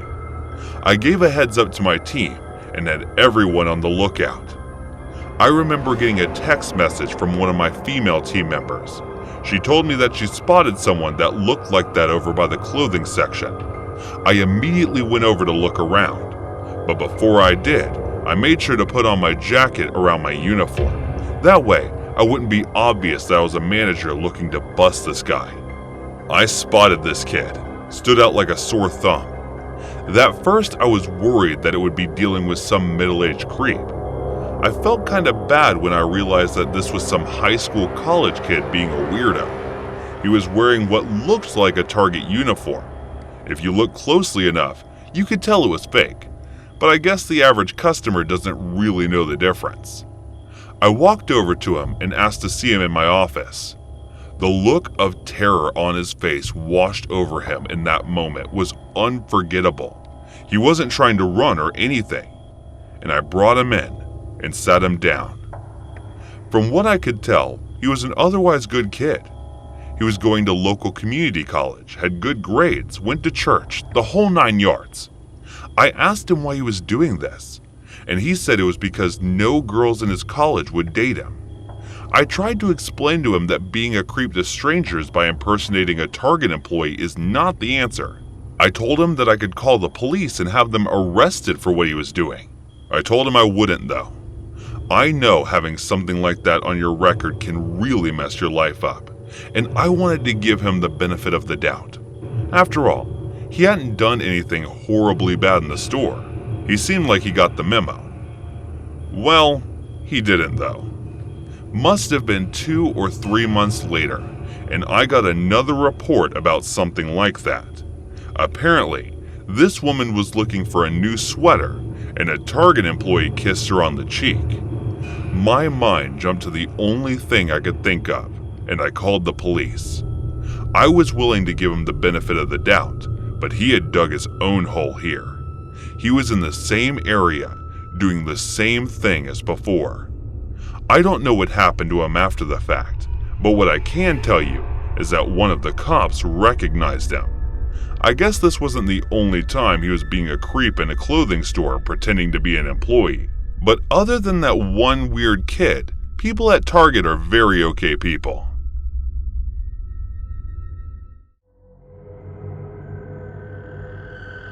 I used to work for the Chico County Sheriff back in the mid-90s. Chico really in the middle of nowhere, the poorest place in the entire state of Arkansas. But when I was a deputy, there was never more than about 10,000 people in the entire county. It was and still is the kind of place that people drive through without a second thought. But I thought about Chico a whole lot. I think about it every day. Sometimes it's all I can think about, no matter how much booze I sink or how many pills I take. And back in the fall of '96, Chico started to become flooded with a kind of low-grade crystal methamphetamine that was called crank or biker meth. High-grade meth forms crystals, hence the name, but the low-quality stuff is just a powdery white substance that can burn up the user's throat because of the stuff it's cut with. We were finding that junk everywhere. It was decimating the poor folks out there. It was in the schools and the bars, even in the churches. We arrested this one kid who had been awake all weekend and had sat there twitching in the pews until the collection plate came around. Didn't even care that people saw him take the money either, and was too messed up to even have any means of a getaway. Violent crime skyrocketed in the space of about 4 months. Things were getting out of control. We were picking up tweakers from all over that were making pilgrimages to Chico just to spend their money on the cheapest, dirtiest crystal we at the department had ever seen. I put cuffs on guys from Louisiana, Texas, Mississippi, Alabama, even as far away as Indiana. The county sheriff even got a call from the governor, who demanded something be done about it all. And as you can imagine, all that fecal matter rolled straight downhill. But we had no idea where this stuff was coming from. Anyone we picked up for selling wouldn't talk about who they got it from, no matter what we threatened them with. And they were like crystal commandos. And from my experience, that's just not like tweakers to cover for each other. They'll do anything to stay out of jail, because it usually means a forced detox. But these dealers, they kept their mouths shut. Like they were full-blood mafia, like Crystal Nostra or something. Like they were more scared of the guy selling it to them than they were of us. We bagged one guy with 6 pounds of the stuff, and it was me that drove him over to the county for booking. Afterward, I went back to my car, and there was all this might have caked onto the floor and into the back seats, my cruiser. I mean, it was everywhere. I smelled real bad, and I was livid that he had made such a freaking mess. But then it hit me. All that mud had come from somewhere, right? By the looks of it, we managed to bag the guy just as he gotten the re-up from his connection. So wherever the sky just came from was muddy, real muddy, like maybe somewhere out near the Mississippi or one of the lakes out here in Chico. I decided to take a drive just to see what I could see. Maybe a little walk to have a feeling took me besides. What's the worst that could happen? I found our crystal cooks and brought them in for the big win. Well, as it turns out, that actually was the worst thing that could happen afterwards. I never be the same again. I spent a lot of time fishing with my pa when I was a kid. That's pretty much all there was to do in Chico, a county of over 40 separate lakes and reservoirs, and I've been to almost all of them. Most of the shorelines are shale or sandy soil, but one particular shoreline is pure mud when you're going to lose your shoes in if you don't have the foresight to wear rubber boots. And it has the infinitely creative but descriptive name of Mud Lake. And it was Mud Lake that I decided to take a drive to that afternoon. The lake itself isn't too popular with fishermen, not unless you're looking for some monster catfish, and those things can be much more trouble than they're worth reel in. So has some trace in the edge of his own foot. I thought it was pretty strange to see a trail of smoke wafting up through some trees around the other side.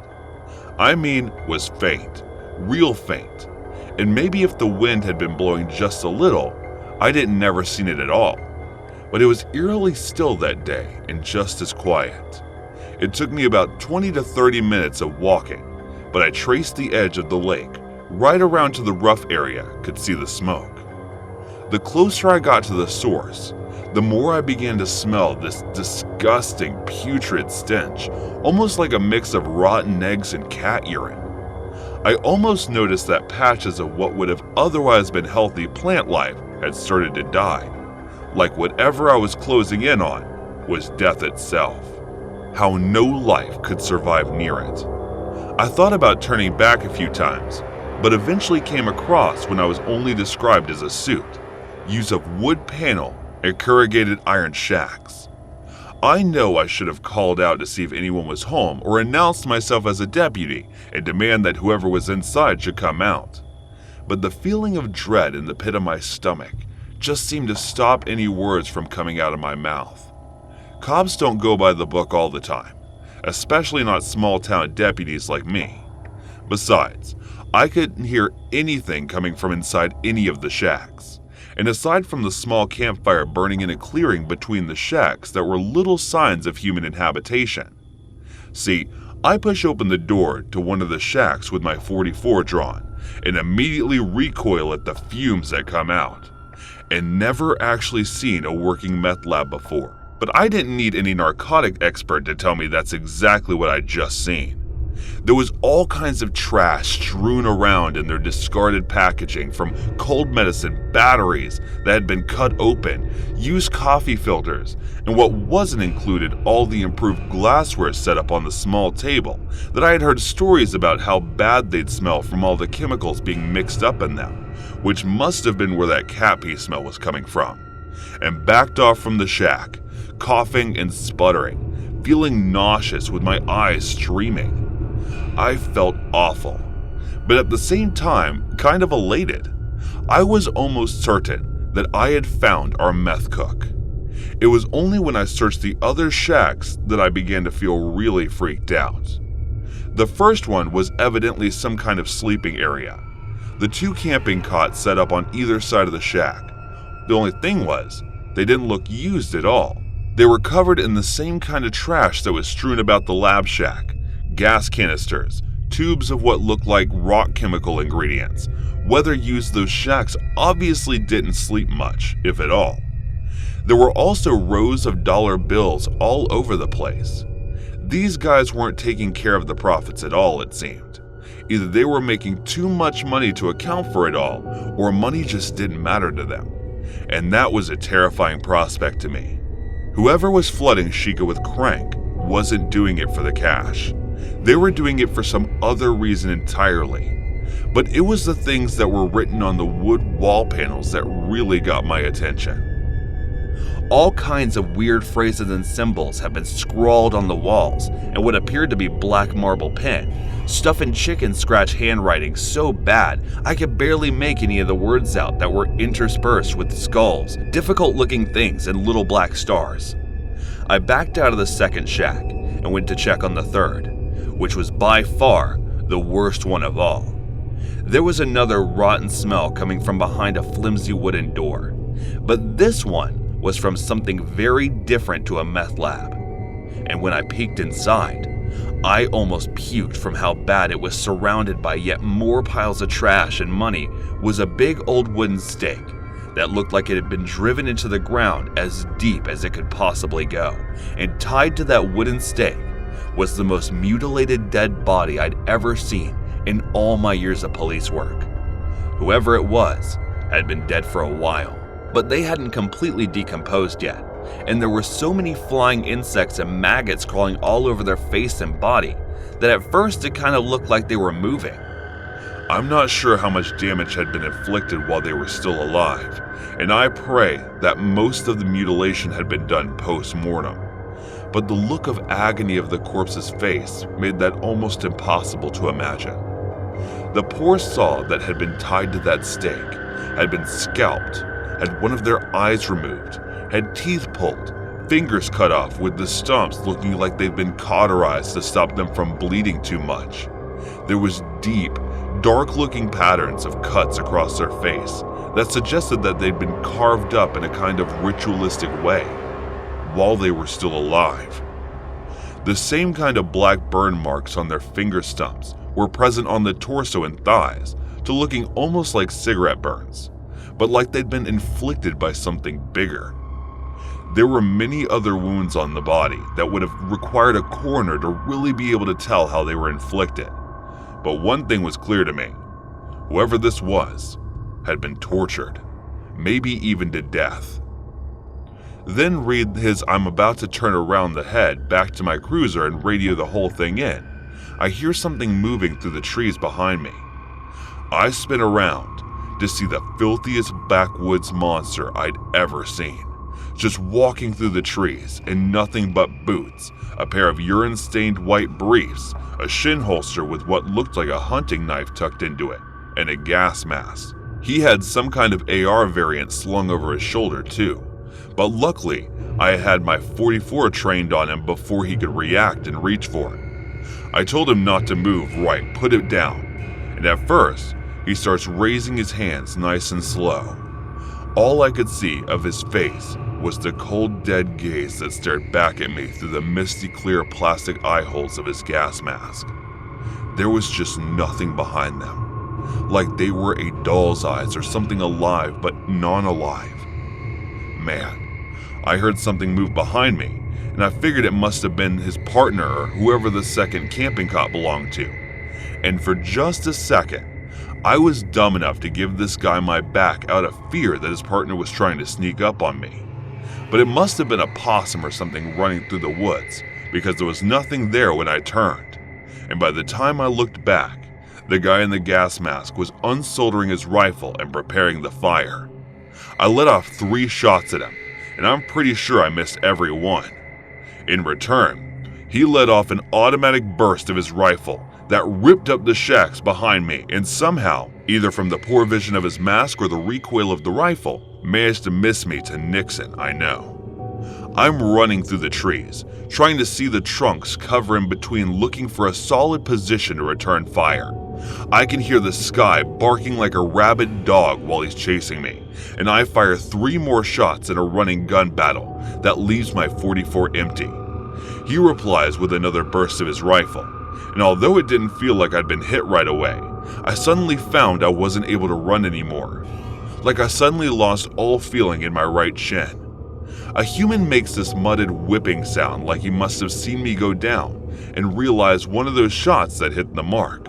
But from the lack of follow-up fire, I figured that he too must have been out of ammo. I didn't see any spare magazine on him, and he was half naked after all. But he didn't have the knife on him, and I could hear him hollering about how he was going to use it on me as he took off after me through the trees. The whole time, I'm reloading my .44. I'm thinking about the state of the body back there in the 3rd shack and how he'd have all the time in the world to work me over. Just as I'm assuming he had done to the poor soul that was tied to the stake, that was the most afraid I'd ever been in my entire life. Every single other emotion pales in comparison to the intensity of that fear. I was shaking so bad I could barely load my revolver. Even with the speed loader, I could barely manage it, but somehow I did. Rolling once my back and aiming just in time to see the monster coming through the trees, me with his knife in hand, I pull all 6 bullets into him, and then watch them collapse into the dirt like a sack full of rocks. It wasn't over though. I still had to crawl back through the mud and the blood to my cruiser, and I had to sneak past the cook's dead body in order to do so. The whole time I'm crawling past him, I was expecting his eyes to just open suddenly like a horror movie or something, for him to roll onto my back and plunge that hunting knife into my neck. While I was trying to crawl away, every second was drawn out of my heart racing as I tried to keep one eye on the guy and one eye ahead of me. But he didn't wake up. No one just gets up after taking 644 slugs to the chest. I was retired on medical grounds not long after. Doc said the bullet that hit me fractured when I hit the shin bone, and there's been a piece of lead still stuck in my right leg ever since, meaning I now walk with a permanent limp. But that's just the physical scarring of what I went through that day. Sometimes, I think the mental after effects have been way worse. I barely slept a wink for months.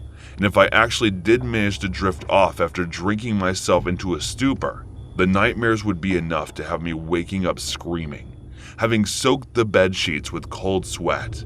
I got so bad that my wife couldn't sleep in the same bed as me until hours upon hours of therapy sessions gave me some small measure of closure. I thought for a while she might divorce me, because the man that came back from Mud Lake just wasn't the same as the one that drove out there. I'm doing much better now. Me and the wife are still strong together, and we live down in Florida quite comfortably thanks for the compensation I got from the government. I got a Medal of Valor from them for something most guys would keep on display somewhere, but I keep that thing locked away in a drawer.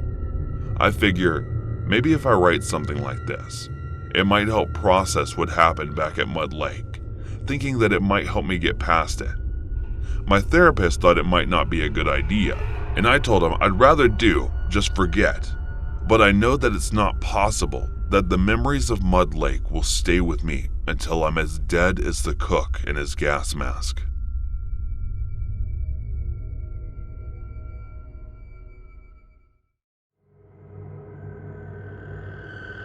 Juzo Itami was a Japanese film director born in the city of Kyoto on May 15, 1933. From an early age, Jesus' profound intelligence and natural talent was obvious to the adults around him, and towards the end of World War II, educational authorities local to Kyoto selected him as a designated prodigy.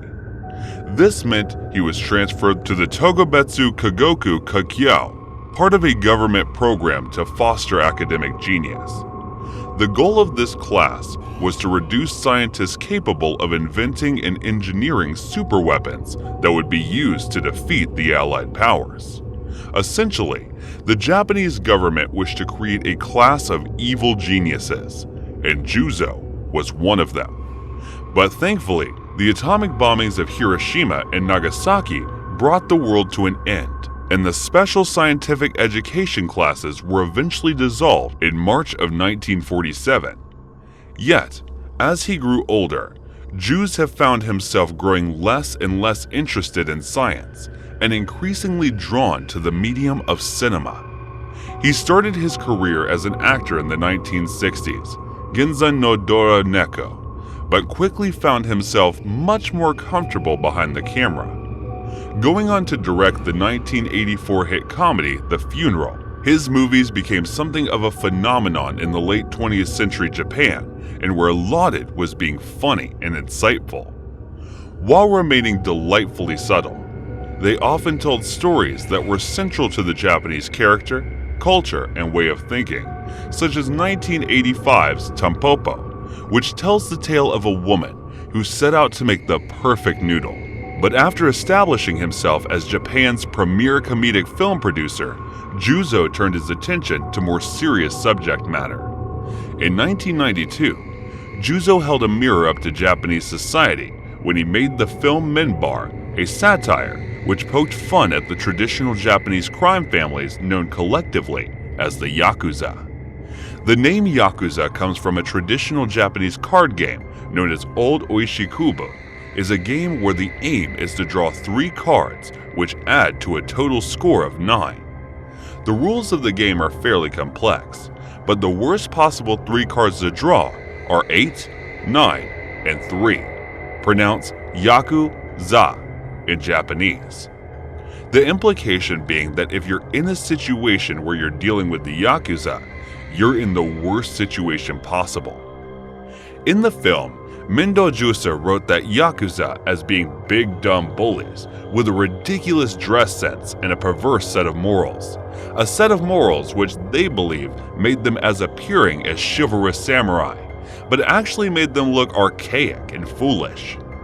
The film culminates in the Yakuza family and Question being completely outwitted by a timid but intelligent female attorney, played by Jesus' wife, Nobuko Miyamoto.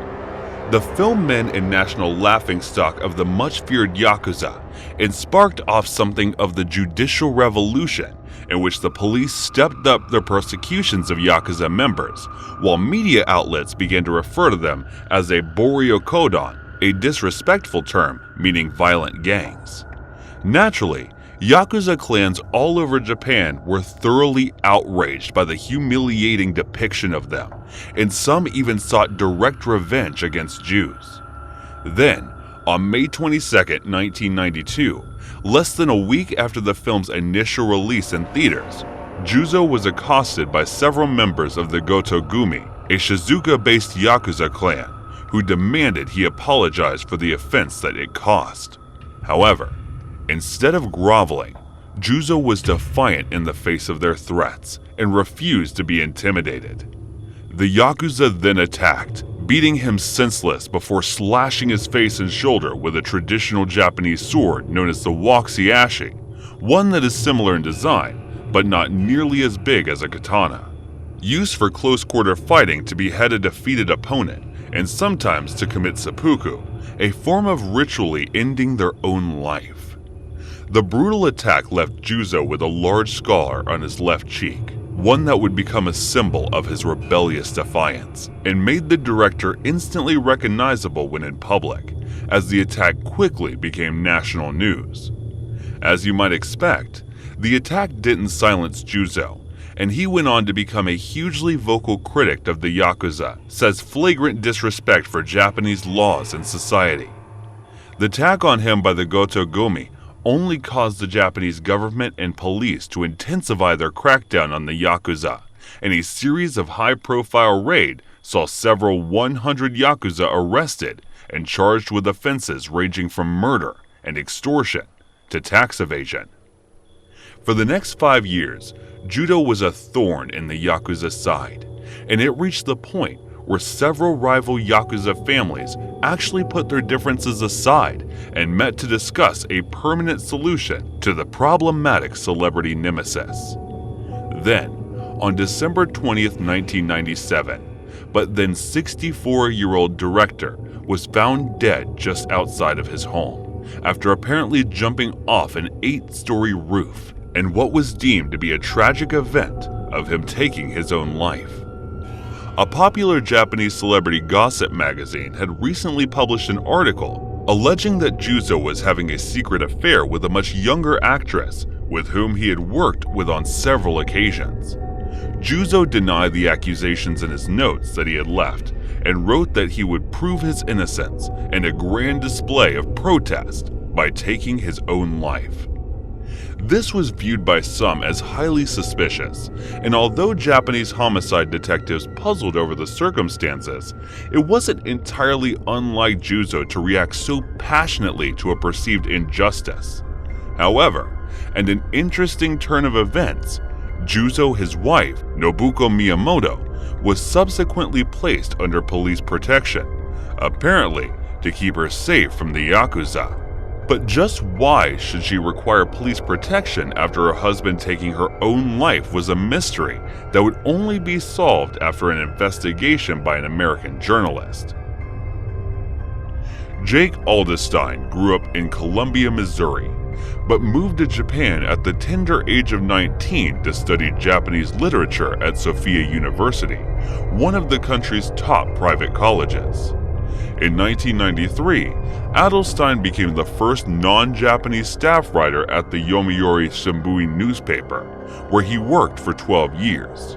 After leaving the Yomiuri, Adelstein published a series of articles on how you can use a bus to Damask-goto, made a deal with the FBI to inform on Yakuza incursions into the US, in exchange for a liver transplant at the University of California, Los Angeles. In 2019, Adelstein published a memoir about his career as a reporter in Japan, Tokyo, Vice, in which he accosts Goto of threatening to kill him over the story. It was a shocking exposure of just how deep the Yakuza influence still ran in Japanese society, and one part of the memoir proved to be a terrifying insight on just how much they hated director Juzo Itami. An anonymous source told Adelstein that Dadi Masagoto, the same Yakuza boss who had ordered that scarring attack on Juzo in 1992, had visited him on the day of him apparently taking his life and ordered him to the roof of the building at gunpoint. He then gave Juzo a choice: jump from the 8-story building and give himself a slim chance of survival, or receive a bullet to the brain, which he most definitely would not recover from. According to the source, Juzo chose the former and leapt from the roof, unfortunately dying as a result of his injuries. In the aftermath, the Goto-gumi clan faked the note from Juzo, then leaked a false rumor to Japanese tabloids detailing the alleged affair that was referenced in the bogus note. It was the perfect murder, as there appeared to be no foul play whatsoever, and no proof that Juzo had been forced from the rooftop as opposed to jumping voluntarily as a result, and no one has ever been charged with his murder. And the Goto-gumi clan has apparently gotten away with the murder of one of their greatest nemesis, not by being brutal enough to actually murder him, but by being devious enough to make him and his own life. When I was a child, my father always told me to stay away from the men in suits that stood by the local restaurant across the street. My father told me to stay an honest man and to never associate myself with those men. They were bad apples and people who would destroy lives of other innocent people. My father was an honest man who made an honest living. He owned a grocery store in Chinatown. Even though we lived in an Italian neighborhood, he had the store in Chinatown. He never wanted to be associated with anything the people in this neighborhood was doing. He always told me, "Look at the Chinese. They work hard and they try to be as honest as possible. You gotta be like them. You have to work hard. If you want things, you have to work for them. No doubt there. Work and be better." He always lectured me over hard work and things like that, and I always believed it. He once took me to the Chinatown on their New Year, and I was sure very impressed by everything they put on there. But as soon as I got back to my neighborhood, I couldn't help but shake the feeling of home. He might not have felt like home in our neighborhood, but I always did, and I was friends with everyone, and everyone were pretty great to me. It was a great neighborhood regardless of what my father believed. I was pretty much involved in my neighborhood and often had crossed paths with the guys in the suit. They were not as bad as father told them to be. They were pretty decent guys. Always spotted us $1 when we were playing nearby.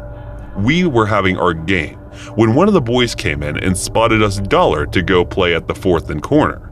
And then, when we were at the 4th and corner, we heard some shots that came from the old place where we used to play. And then we would just ignore the shots and kept moving. Things were not as plain as they thought they were. As a child, you are unaware of things like that, and you overlook all the things that are not according to the standards of a child. But then as you grow up and are on the verge of growing up, you realize that things are pretty different than we make them to be as a child. I grew up realizing those men to be the part of the mafia. That was enough for me to realize that things are not as simple as they look out to be. And turns out, my father was right about the whole thing, and being the honest man he was, I grew up to follow a similar path, but differently. I became the FBI officer and worked in the organized crime division, where it was me, and soon I was headed to become the in charge of taking care of the organized crime division, and it was something that I was very excited about. Because I grew up around these very characters that were now described away in my files, and it was something that excited me very much. I handled the Chinatown cases where the FBI agents and their families were kidnapped in order to charge the orders. The Huang family had power over the president, and my team and I pinned him decades later for that, was the very reason that I had the rep in the FBI. It was then that I was handed the case of Giovanni's. Their family had been running up the business in the neighborhood for way too long, but it was something that was personal to me, and all of the things that my father said about these men were true. And seeing the guys up and running all these businesses and pretending to be good in their suits was something that I ignored when I was a child, and it was meant to be like that. I saw their case file, and they were responsible for multiple murders, kidnappings, and thefts, and almost every crime by the book. And when I rounded up their case files, none of them exactly knew who their boss was. I decided to catch them in one of the biggest dealings, and in there, we apprehended them all, and even their boss. Upon further asking, the case was all cleared, and upon opening up their history, I found out that the family was started by my own grandfather, and my father inherited and stayed in there for a while. He was the head of the Giovanni's inside and out for almost 10 years, and when he walked away later, and that was something that I could not have ever imagined seeing, that my father always talked about the honest men job, and this was definitely not honest, and it broke me. But I had to do what had to be done. And then I rounded my father for further questions, and he was honest in the questions, but with the connection I had to be relieved of my duties. And that was the last time that I worked as the FBI agent. I was relieved until the call comes in. The call came in years later, 3 years, 2 months, and 19 days later.